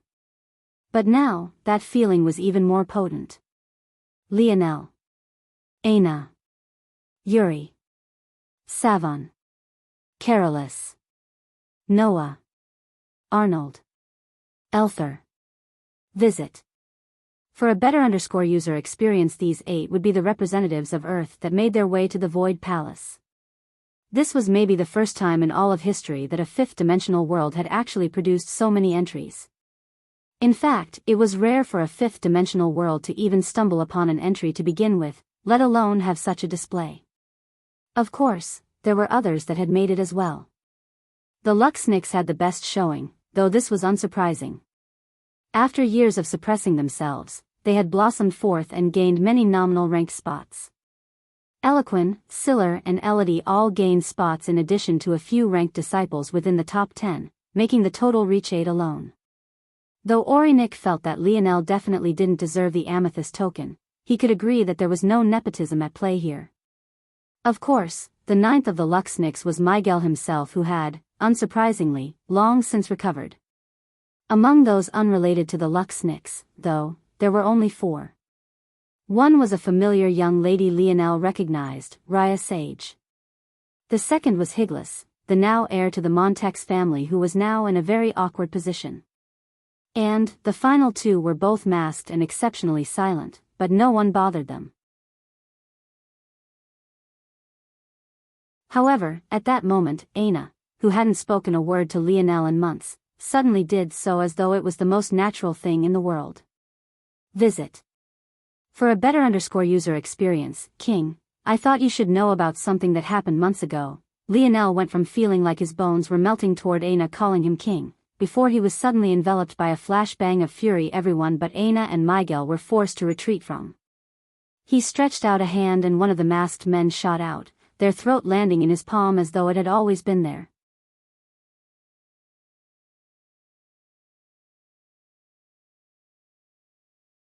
Chapter 1262. Lionel would say that it had been a very long time since he had been this angry, but that would only be partially true. He was more enraged now than he had been with himself just a few months ago, and that was because this anger had nothing to do with him, but rather a very clear reverse scale of his mother. Lionel hadn't spent very long with his mother by his side, but those memories of affection he had with her as a child had been practically seared into his mind. Knowing that it wasn't her choice to leave his side only made these emotions easier to accept. The idea that someone would disrespect her left him infuriated to an extreme. The mask of the man that flew into Lionel's palm shattered, revealing the pale features and deep violet eyes of Richard. Of those here, maybe only a small percentage weren't surprised by this turn of events. It was unknown how this young man had managed to survive the ordeal of the Viola family, but none of that mattered now. Aina had been a part of Richard's schemes for a long while. Lionel never hid anything from her, so she was well aware that the Luxniks family was related to him. The trouble was that she didn't learn of what Richard had done until much later. Gradir's younger brother, Asen, had been caught by the Luxniks for daring to help in spreading the rumors. Aina's only task was to save him. But with her intelligence, it wasn't hard to piece together how these things were related. The Luxniks wouldn't just casually capture a member of the Viola family's main bloodline lineage without proper cause, especially when they were trying to lie low to begin with. When she saw the 2 masked figures, she was immediately suspicious. She had spent a long time with the Viola family and was well aware of how cunning Richard was. But, what was even more important was that Richard didn't gain this sort of character from himself. She simply didn't believe that the Viola family would have no contingency plans given a situation where they faced eradication. Visit. For the best no_vel_read_ng experience, since she wasn't sure, though, she only chose to tell Lionel a summary of those events and did nothing to point out the 2 masked young men. But, as she had expected, Lionel had known from the very beginning that these 2 masked young men were none other than Richard and Gradir. It was just that he simply hadn't cared. Lionel had been able to assign the energy signatures on the billboard to the contestants from the very beginning. He just hadn't seen much of a reason to target Richard. From his perspective, the two of them had only had a clash in the dimensional cleanse trial zone, but there was no reason to hold a grudge, especially since he had won that exchange. But now, things were different. "You're responsible?" Lionel's hand squeezed down on Richard's neck. Any stronger and he might snap it in two. The latter tried to struggle and claw on Lionel's hand, but it felt like his nails were scratching against a metal plate. Not only did he not succeed, but he even ended up peeling his own nails back, resulting in a bloody mess that left his fingers mangled. The region fell into complete silence. Visit. For a better user experience, the envoys of the Void Palace had been preparing the teleportation portal and Lionel's mother had been overseeing the progress. The region was the front gates of the Lux Nix estate and there wasn't much of a crowd to begin with aside from a few close friends and family members. Orinik couldn't help but frown as the situation now was completely different than it had been in the past. Richard could be considered an official disciple of the Void Palace, albeit nominal. He couldn't just be casually killed because Lionel felt like it, even if Lionel had the amethyst token.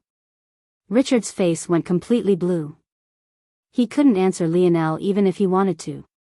For some reason, he felt like there was dimensional suppression between the two of them despite the fact they were both within the fifth. In fact, his tier was still higher than Lionel's own. He couldn't even begin to believe the feelings of fear he was experiencing, but the humiliation was worse. If he hadn't guessed by now that the man Aina had always been comparing him to was Lionel, he wouldn't have earned half the intelligence those around him believed him to have. To know that he had lost so handily to Lionel more times than he even knew was enough to infuriate him to an extreme. It only made it worse that the goddess he had been chasing for so long was rejected by the very man before him. And yet, by some horrible twist of fate, was still by his side like an obedient little wife. It had taken all the self-control in the world for him not to show his anger or leak any killing intent. He just wanted to put his head down and grasp this opportunity given to him by the Void Palace. Even though it is rare for nominal disciples to become true disciples, Richard didn't believe he would fail if he gave it everything he had. Visit. For the best no_vel_read_ing experience so, he buried his pride, his rage, his sadness to the deepest parts of his soul. But then in the greatest of ironies, it was the very woman who he had been chasing for so long that outed him in the end. He was under no illusion that he could be saved. He now knew who Lionel's mother was and it only made him feel even more foolish for what he had done.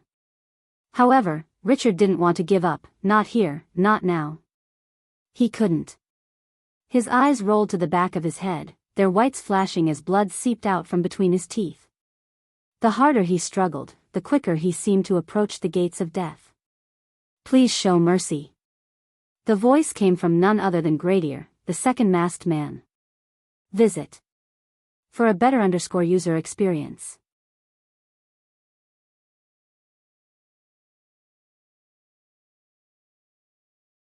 Chapter 1263.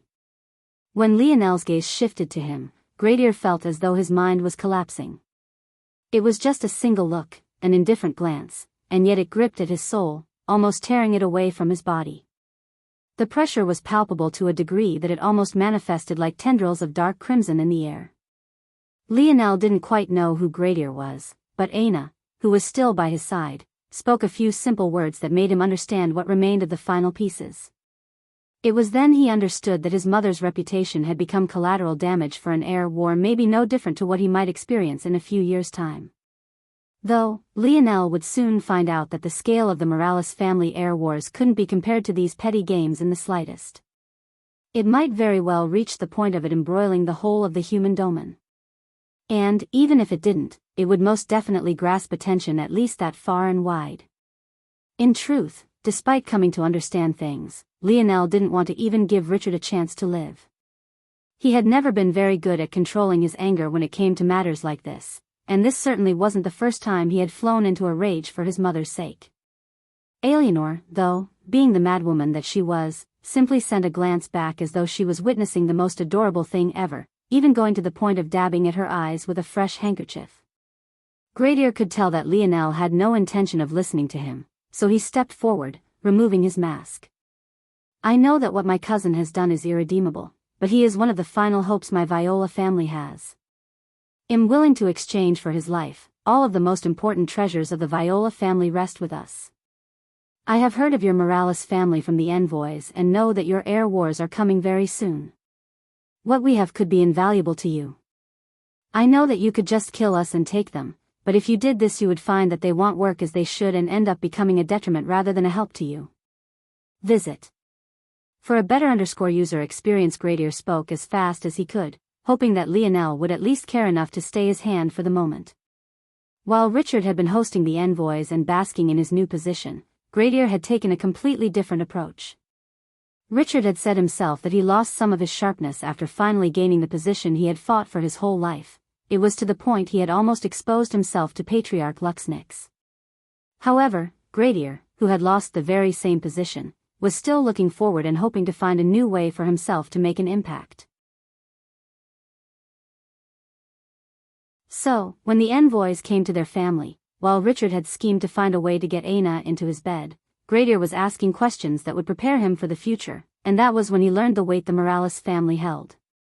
Originally, Gradier simply wanted to understand the political landscape of the Void Palace and come to an understanding of who held the largest centers of power. Never would he have expected that the boy who had been stricken from the Luxnix family records was actually related to one of these behemoths. In truth, Gradier didn't actually know that Lionel was an heir candidate. He simply thought that even if he wasn't, a vast amount of resources would be valuable nonetheless. If the Morales heir wars worked like most did, then this wasn't just a jockeying of position for the heirs themselves, but also for their subordinates. Everyone who had backed Gradier found their lives to become 100 times harder all of a sudden, while it was the opposite for everyone who had followed Richard. Little did Gradier know that Lionel was indeed one of the heirs. Visit. For a better user experience, contrary to Gradier's expectations, though, Lionel didn't even waver when he heard such enticement. Why should I care? Lionel's hand squeezed down. Gradier's gaze flickered but eventually fell to despair. In their final plan, the Star Order Council equivalent of the Viola family had designed 2 spatial rings, one for Richard and the other for Gradier. Only by working together could they access 100% of the Viola family's legacy. It was a measure to ensure that the two of them would work together. What the Viola needed right now was stability, not infighting. Heir wars were a luxury of well-established families, something that they were decidedly not any longer. Toward this scene, the gazes of Orinik and the other envoys only became more awed and reserved. There was only so far that this nepotism should go. Allowing Lionel to kill a disciple was definitely way too far. It was hard to accept, but they also didn't dare to say anything either. But, who could have expected that it was while Richard was on the brink of death that Alienor would suddenly appear to press a hand down on Lionel's forearm? Mom? Lionel frowned.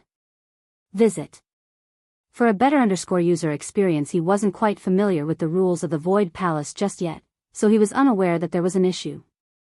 Though he probably should have guessed, he was too pissed to care enough to think about it. It's just a few words. What are you getting so angry about? Are you going to fight everyone that says something about me? Yes. Lionel replied without hesitation. Alienor was stunned for a moment before she let off a light, airy laughter. While Lionel only saw his mother, the envoys, and the others had to pay very special attention not to stare for too long, lest they have even worse luck than Richard. After she finished laughing, Alienor finally spoke once again. He isn't wrong, you may very well need what they have. But, Lionel's frown deepened. What could the Viola family have that he could possibly need? The Luxnix treasure vaults should be far beyond them, and then there was still Wise Star Order's treasure deposits as well. Plus, even if he didn't have these things, he didn't like the idea of trading for forgiveness he didn't want to give. Visit. For the best no_vel_read_ng experience, trust me. Alienor laughed and shook her head. It seemed the Void Palace would be gaining another Morales family troublemaker with the way things were trending now.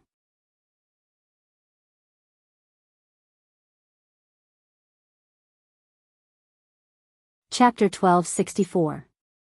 The whoosh sound of a formed portal caught everyone's attention. It swirled about with a radiant dark violet and looked like a rotating nebula. Eleanor cast a glance and released her hold on Lionel's forearm.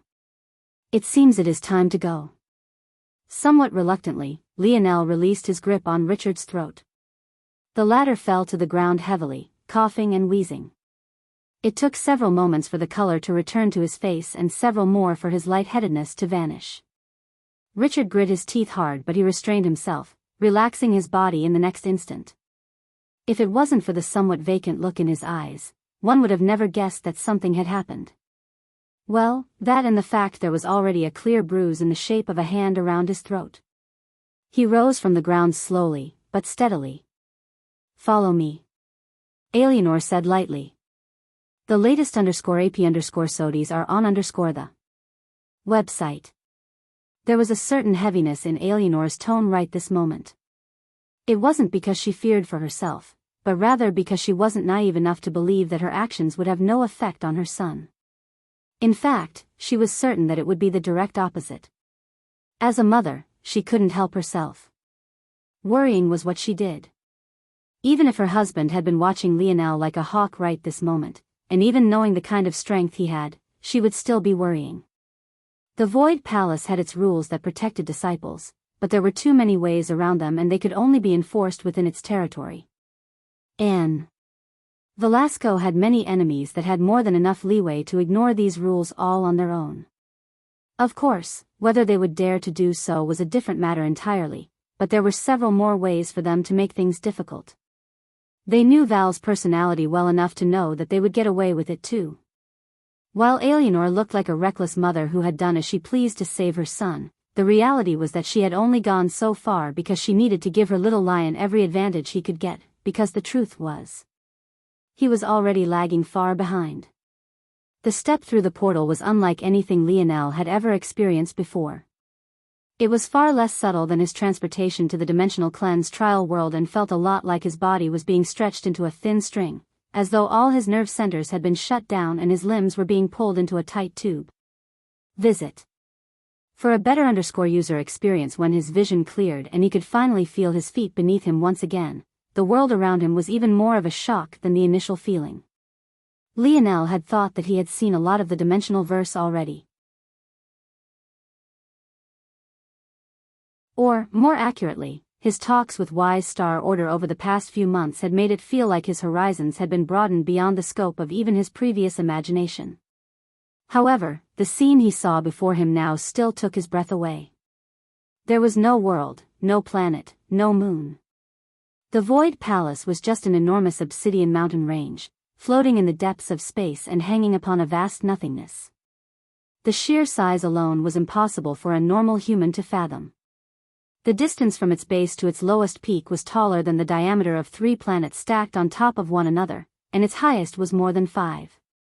As for its width, it was as much as 10 planets wide. This alone was astonishing enough that Lionel found it hard to wrap his brain around just how such a construct could even have been formed. But, that was when his breath was taken away by the gates. The Paifang were even more glorious than the mountain range itself. Of course, this was partly due to the fact that the obsidian mountain that made up the Void Palace's territory seemed to be covered by a thin veil of protection, stopping Lionel from observing it as deeply as he wanted. Author's note: a Paifang is a Chinese-style gate/archway. Visit. For the best no_vel_read_ng experience, they towered for thousands kilometers, the centerpiece of each one of their archways containing what looked like a miniature blazing white star, providing the only sort of contrast to the endless blackness in the surroundings. While the mountain range seemed an almost infinite distance away, the Paifang were close, almost too close. They bore down with a haunting momentum that made the valiant heart pillars Lionel had experienced before seem like nothing more than child's play. It felt like these gates were the linchpin that kept everything in place. They protected the Void Palace despite not having doorways and acted as passageways simultaneously. It was only then the shocking question hit Lionel like a ton of bricks. The mountain was over there, and the gates were there, but they all hung in a vast and empty space. So, what the hell was he standing on? Lionel looked down, his pupils constricting when he realized that he wasn't standing on anything at all. There was nothing between him and an endless abyss. Usually, this wouldn't be a big deal. After all, in space like this, there shouldn't have been a need to worry about gravity inevitably leading him to a crushing death. But, he could very clearly tell which way was up and which way was down in this place. Just what was going on. Visit. For the best no_vel_read_ng experience before Lionel could think about it any further, the closest Python word to life, the shadow of several figures stepping outward. Lionel couldn't seem to see through any one of them, but he could tell that each one was unfathomable. Orinik and the other envoys seemed to be snapped awake right that moment, hurriedly bowing in greeting. However, these figures didn't spare them a single glance as a woman at the center of them all frowned deeply, her gaze having been locked onto Alienor the entire time. What is the meaning of this, Alienor? Your sector is several months late.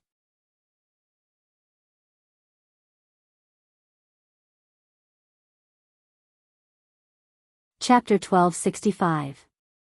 There were 3 individuals who stepped out, all dressed in elaborate robes wrapped in violet, blacks, and silvers. It seemed to paint the picture of swirling a nebula and was most definitely a beautiful contrast in colors and construction. It took no more than this for Lionel's cool uniform senses to tingle once again.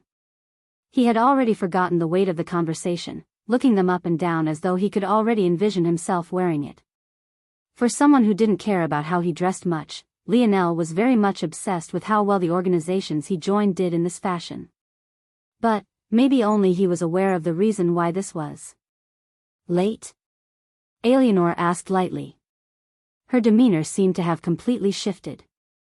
There was nothing left of a loving mother and there was only a calm indifference left.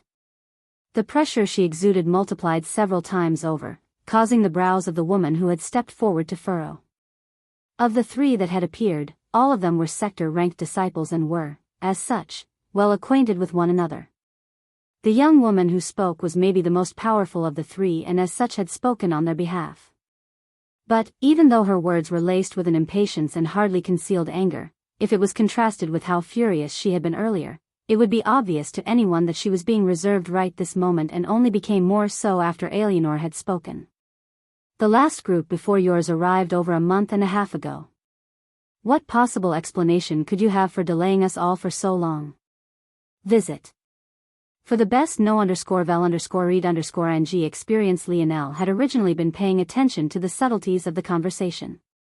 He could see that power dynamic here and it was quite clear that his mother was a step above. It seemed that even though she couldn't be as rampant as Velasco, she had her own small hegemon. However, Lionel's attention was soon pulled away by something else. Orinik and the other envoys who had stepped forward to bow in respect were a bit off. It took Lionel a moment, but he realized that they were actually still trying to adjust to the long-scale teleportation. When he noticed this, his attention shifted once again to those around him and he noticed that even Aina and Miguel still had a deep frown marring their foreheads, their eyes tightly closed and their bodies trembling somewhat. It looked as though they still felt like they were teleporting. Lionel would soon realize, though, that this conclusion of his was wrong. Yip. Yip. At that moment, Little Blackstar shot out from Lionel's spatial ring, catching him off guard. Little Blackstar appeared and vanished whenever the little guy felt like it, but he rarely appeared in situations where Lionel wasn't alone, at least not so suddenly. The little guy excitedly jumped around, appearing and vanishing as he pleased. When he flashed back to Lionel's head or hair, he didn't seem ready to rest and still continued to hop around. Visit. For a better user experience, yip. Yip. Lionel smiled. Alright. I get it, you're excited. Yip. Yip. The expression of the woman darkened before it suddenly flashed with a hint of surprise. She realized that by Lionel's style of dress that he wasn't yet a disciple but he had recovered already. And that little creature. Adjusting to this place was more than just about the teleportation over. It would make sense for Little Blackstar to be fine as he hadn't had to take the brunt of the travel over. However, not only was this region a 7th-dimensional world that sat at the very pinnacle, far beyond what most had ever experienced, there was also a dense concentration of anarchic force in the general surroundings that made it feel as though you were breathing in poison constantly. Of course, this dense concentration was only a few parts per billion. But, this concentration was already enough to make a person feel greatly uncomfortable. The fact Lionel had already adjusted made little sense. Void Palace was designed this way on purpose. Even though they had the technology to make the density of anarchic force negligible, it was best to get the disciples accustomed to this right now. This would only get worse on the void battlefield. But how was this tiny, insignificant creature doing just fine? Visit. For a better user experience, Eleanor seemed not to have heard her son's outburst at all. Instead, she replied just as evenly as she originally did. What do their earlier rivals have to do with me? There is no deadline and every selection is left up to the discretion of the overseer. Mine just happened to take longer.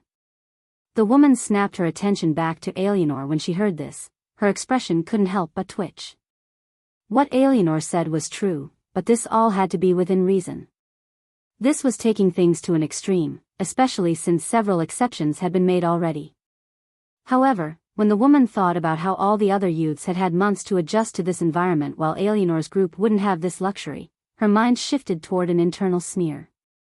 Your words are just as fault-proof as they always are, Lady Eleanor. But, I still must inform you that the higher-ups aren't satisfied with how this selection has lagged behind the others in schedule. It's been decided that your sector will only be given 3 hours to adjust upon arrival. Following this grace period, the true selection will start immediately. I will be overseeing a large portion of these matters, so I will not allow any delay. Despite having expected such an outcome, Eleanor still frowned deeply, much to the satisfaction of Asenna. 3 hours was definitely excessively short. She had hoped that they would receive at least a day. Clearly, those old fogies were throwing their weight around. At that moment, though, a flash of violet caught Eleanor's attention out of the corner of her eye. She looked over to find her son twirling the heavy amethyst token as though it weighed as light as a feather, dancing it between his fingers with a deft skill only possible by someone with an impossibly high-grade designation. Visit. For a better user experience, the token flipped in the air and a satisfying slap was heard as Lionel caught it again. His gaze twinkled as his mind drifted to the moment Aina had handed it to him. Then, he smiled confidently. Leave it to me, Mom.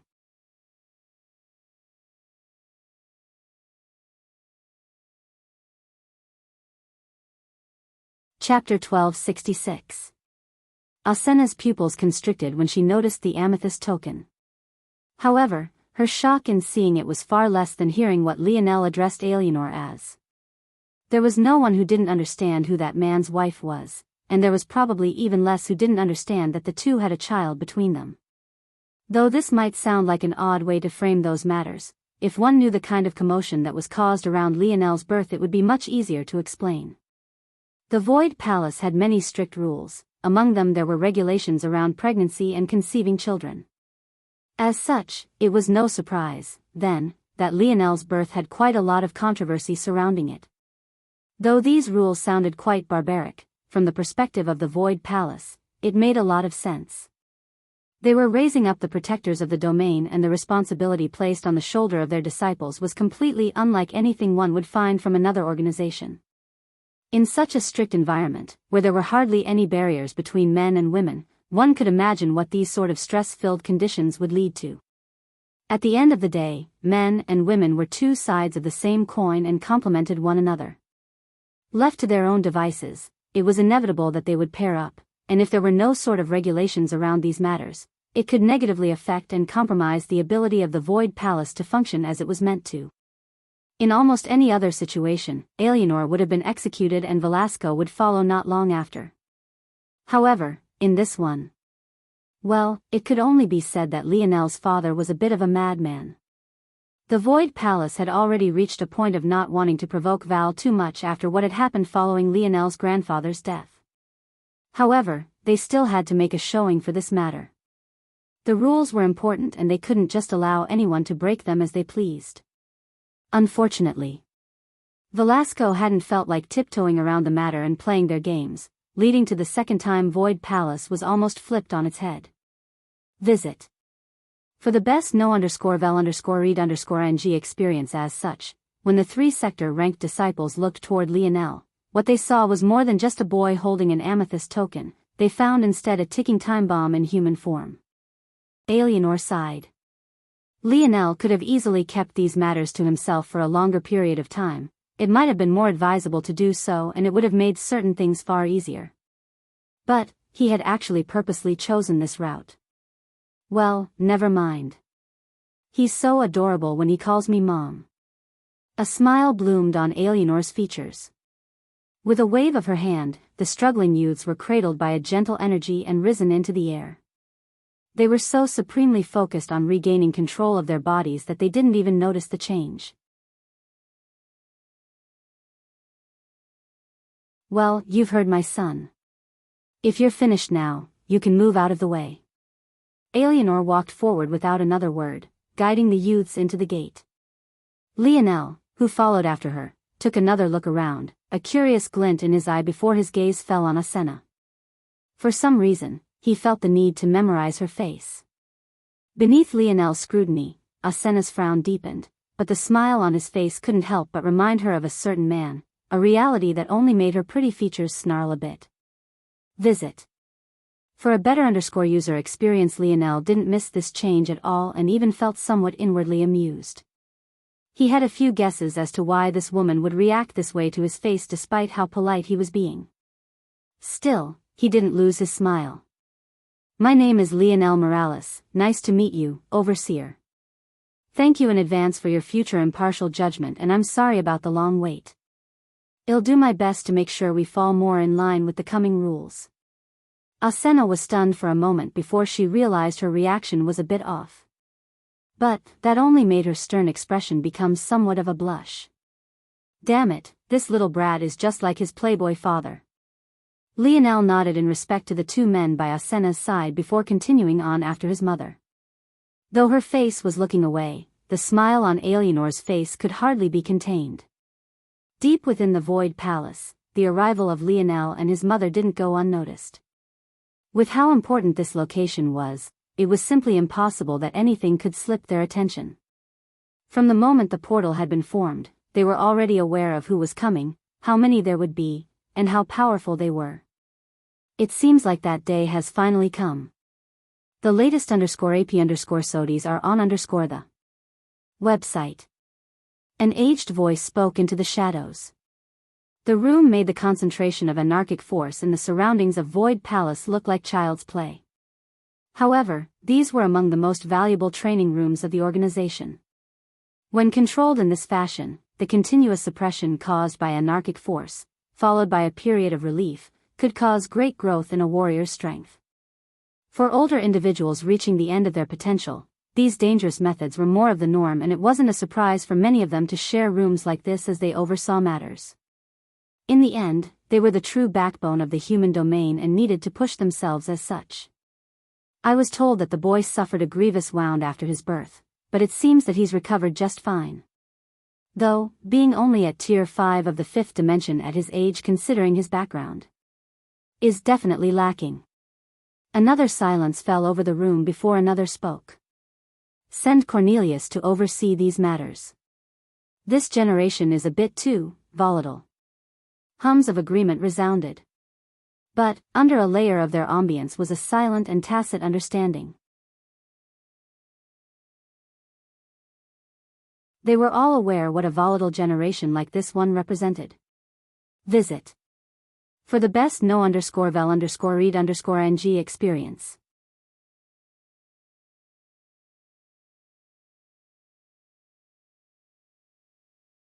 Chapter 1267. Orinik and the others kept their heads lowered the entire time, not wanting to get involved in these matters. They didn't have a mother like Alienor to rely on, so staying low was the best option they had for now. What Orinik didn't expect, though, was that he would be stopped. Hold. Asenna's voice sounded not long after Alienor vanished. The rest of you can go. You, stay. Orinik's lowered gaze flashed for a moment as though he was calculating something. He could hear the shuffling feet around him as though the other ranked disciples vanished one after another, leaving him behind. Though Ganner hesitated for a moment, he ultimately did as he was told and vanished as well. Asena? One of the male sector-ranked disciples who had followed after her looked toward her with a questioning gaze. There wasn't exactly anything wrong with what Asena was doing, but it was definitely a gray zone, especially since he could guess the kind of questions she would ask. For the sake of maintaining their facade of equality and fairness, the Void Palace took several measures, not the least of which were the rules surrounding the selection process. Usually, Alienor wouldn't even be allowed to be an overseer as she would be biased toward her sector, but even that potential trouble was mitigated by the true selection set to take place in 3 hours. That said, in order to prevent the spread of rumors, fellow overseers weren't meant to question the methods of their colleagues either. If no one was asking questions, then there wouldn't be scandals to be found. Visit. For the best no_vel_read_ing experienced this was to say that Asena's act in stopping Orinik was most definitely towing a vague line that she may very well have already crossed. However, she didn't mind her fellow sector-ranked disciple in the slightest as she asked her question. I don't want to question Lady Alienor's methods, I'm only very curious. They were several months late and they even handed out an amethyst token, how could I not be intrigued? This year, there was only one other amethyst token given. Orinik's gaze flickered once more, but his head remained downward as he knew these words weren't directed at him but were rather a method of Asena using semantics to absolve herself of responsibility. What was more shocking, though, was that there was only one other amethyst token given out. While it was true that they were exceptionally rare and only a handful would be given out every selection round, this was still a matter of relativity. Though Orinik had said in his speech that there were many years not a single amethyst token would be handed out, he had only exaggerated for impact. This was a usual approach the envoys took because the criteria for handing out an amethyst token were so vague that there would often be geniuses who thought they were greatly deserving who would cause a commotion over them. It would be fine if it was just the genius alone who acted, but if their family got involved as well, it could lead to a messy situation. So, it was best if they all believed it was far out of their reach, only when they came to the Void Palace would they understand the truth. Of course, this wasn't to say that the amethyst token was some ubiquitous thing.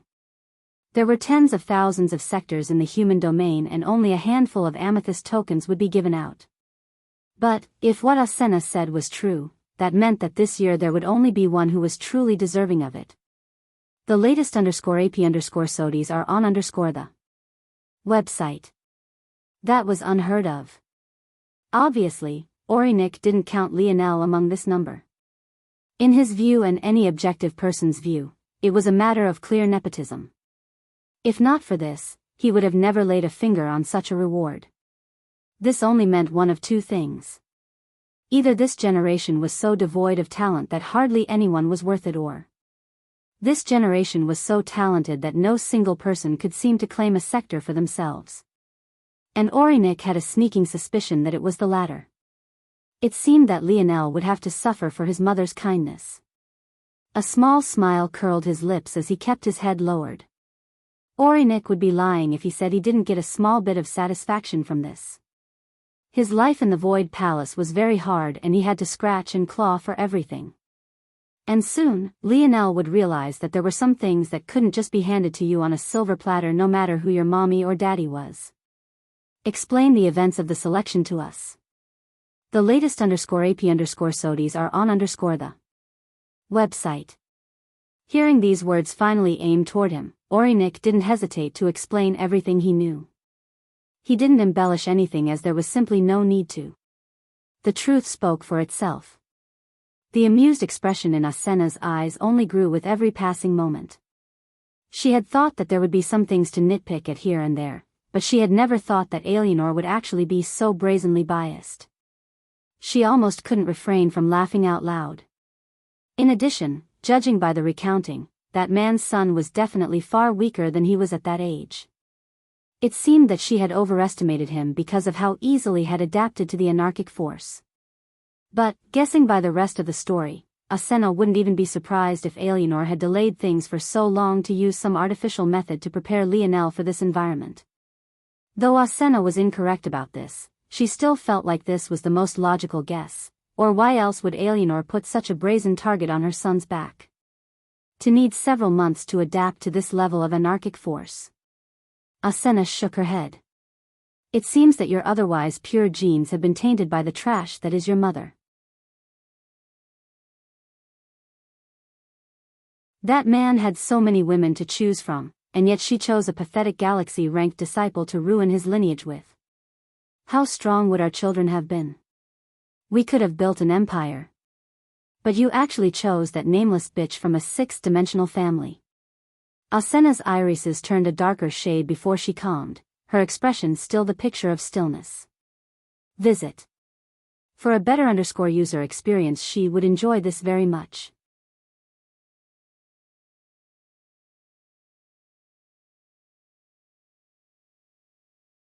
Chapter 1268. Asena didn't interrupt Orinik at all, allowing him to speak until he finished the final word. By the end of it all, even the more neutral male sector-ranked disciples had weird expressions on their faces. It was clear and obvious that Alienor had gone too far. Even though the requirements of the amethyst token were quite vague, they were obvious enough to draw a clear line far ahead of where Lionel stood. Once Orinik finished, Asena smiled. Thank you for your explanation. This year, the true selections will be a bit different as the number of talents has grown so exponentially. Doing things the normal way won't work any longer, as we wouldn't want those who had proved themselves worthy to fall through the cracks. In order to facilitate these new methods, as the overseer, I'll be needing a few helpers to help inform the large amounts of youths under my charge and spread my orders. Orinik's heart skipped a beat when he heard this. Another opportunity? One maybe even better than what he would have gained selling information about Lionel's appearance? No, he could take advantage of both. There was not even a need to choose. This was obviously Asena's subtle way of telling him to make sure as many people learned of these matters as possible. This was the kind of news that would spread eventually anyway. It wasn't as though Alienor had taken any measures to silence them. But it seemed that Asena wouldn't be satisfied with just this alone. Yes. It would be my honor. Visit. For the best no_vel_read_ng experience. Asena's smile deepened. Having crossed the barrier, the pressure around Lionel seemed more palpable.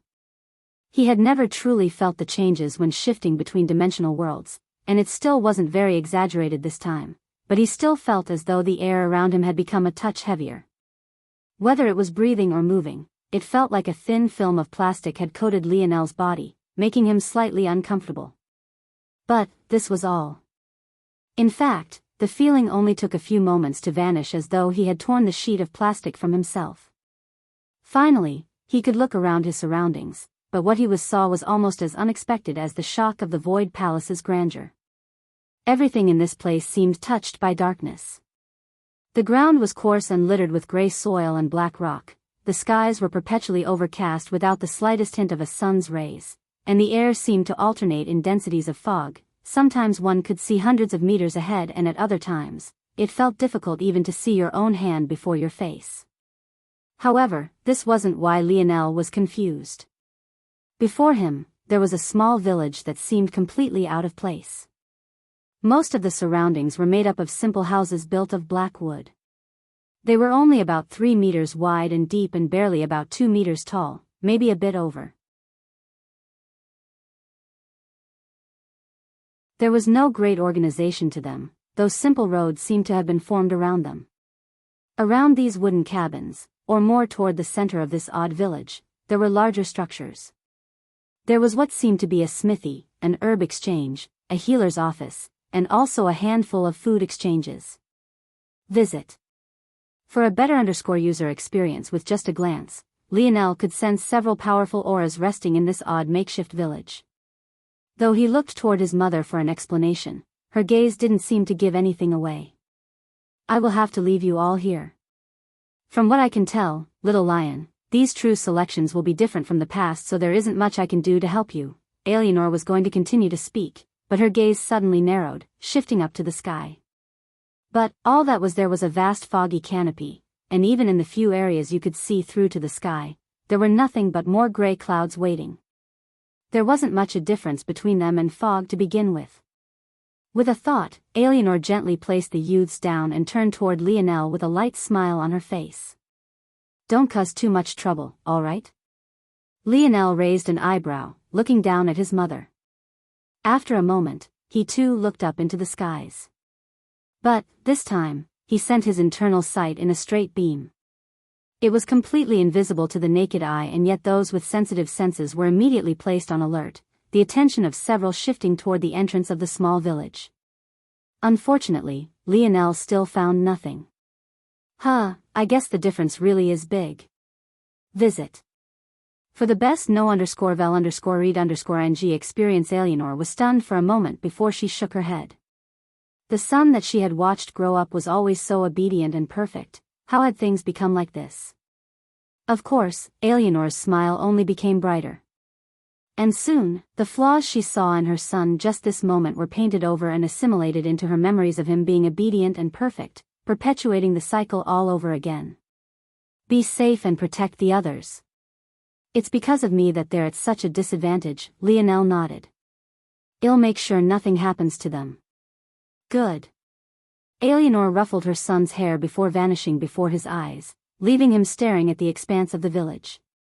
Up in the skies, a man with a face obscured by a mask stood, his robes fluttering and his eyes narrowed. While it was true that Lionel hadn't been able to sense him, that beam of internal sight had gone right through his forehead. With how vast the skies were, and how thin Lionel had made the line, the odds of such a perfect strike was completely unfathomable. There was no coincidence, he had done it on purpose. Visit. For the best no_vel_read_ng experience, this brat is just as arrogant as his father, still unwilling to take a loss. These matters will be annoying to deal with. Cornelius mumbled to himself, his voice deep and grating.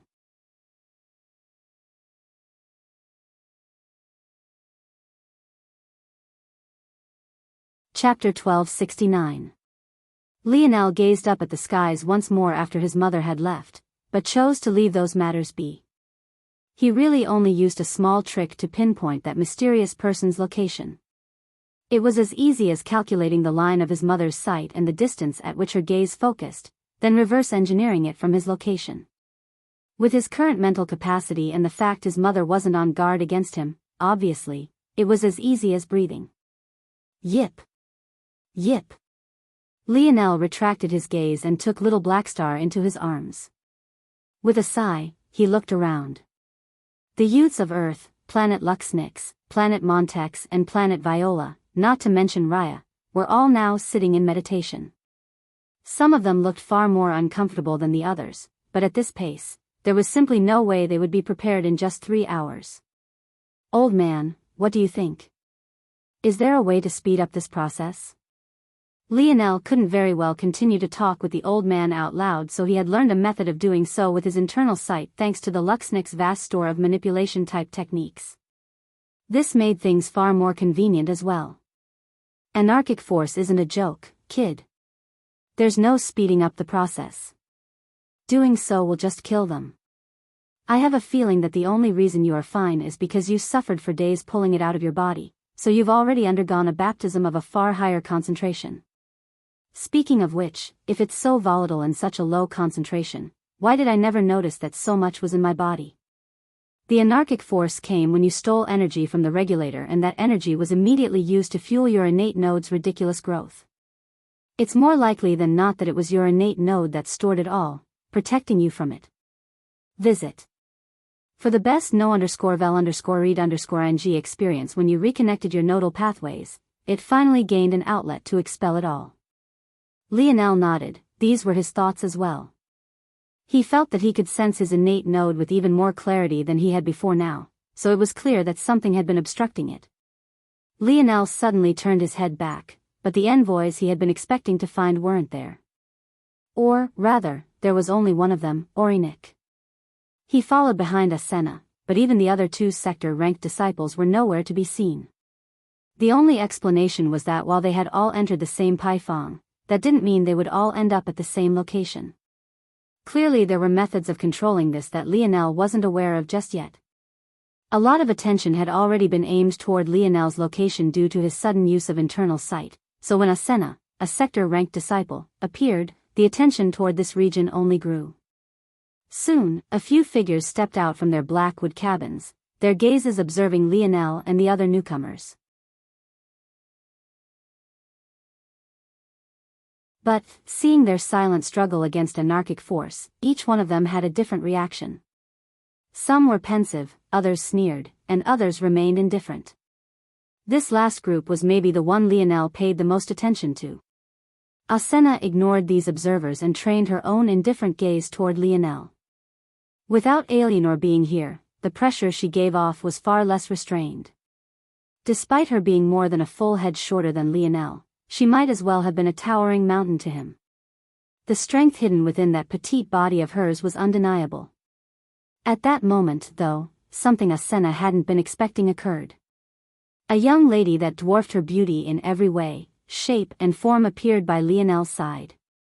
Her face was pale to an extreme and her body was trembling from head to toe, but she still struggled to stand shoulder to shoulder with Lionel, bearing Asena's pressure along with him. Visit. For the best no_vel_read_ng experience, it felt that everyone's attention was immediately diverted to this young woman. She looked like the perfect image of a gorgeous fairy, her black hair falling like a glistening waterfall and her golden irises flickering like two radiant stars. In this bleak atmosphere, she looked to be the only light. While everyone else was enraptured, though, Lionel frowned. "You haven't adjusted yet, go back and meditate." Aina didn't take her gaze away from Asena immediately. "But, we don't have time," Aina said lightly. "You'll have all the time you need." Aina's gaze finally shifted away from Asena to meet Lionel's. Her lips gave way to a smile, her pale expression making her look like a frail flower one should protect with their entire being. "Yes, my king." Aina obediently turned back and returned to her meditation, her beautiful voice being carried by the wind and making the day seem just that much brighter. Toward her actions, though, despite his expression not showing it, Lionel could only smile bitterly on the inside. The latest _AP_SODIes are on _the website. No matter what his mother did, there would never be any greater aggros than a woman with beauty beyond words. Just the act of Aina stepping to Lionel's side had already lit a fire in several eyes. However, her form of address to him was like a barrel of explosive oil poured over it all.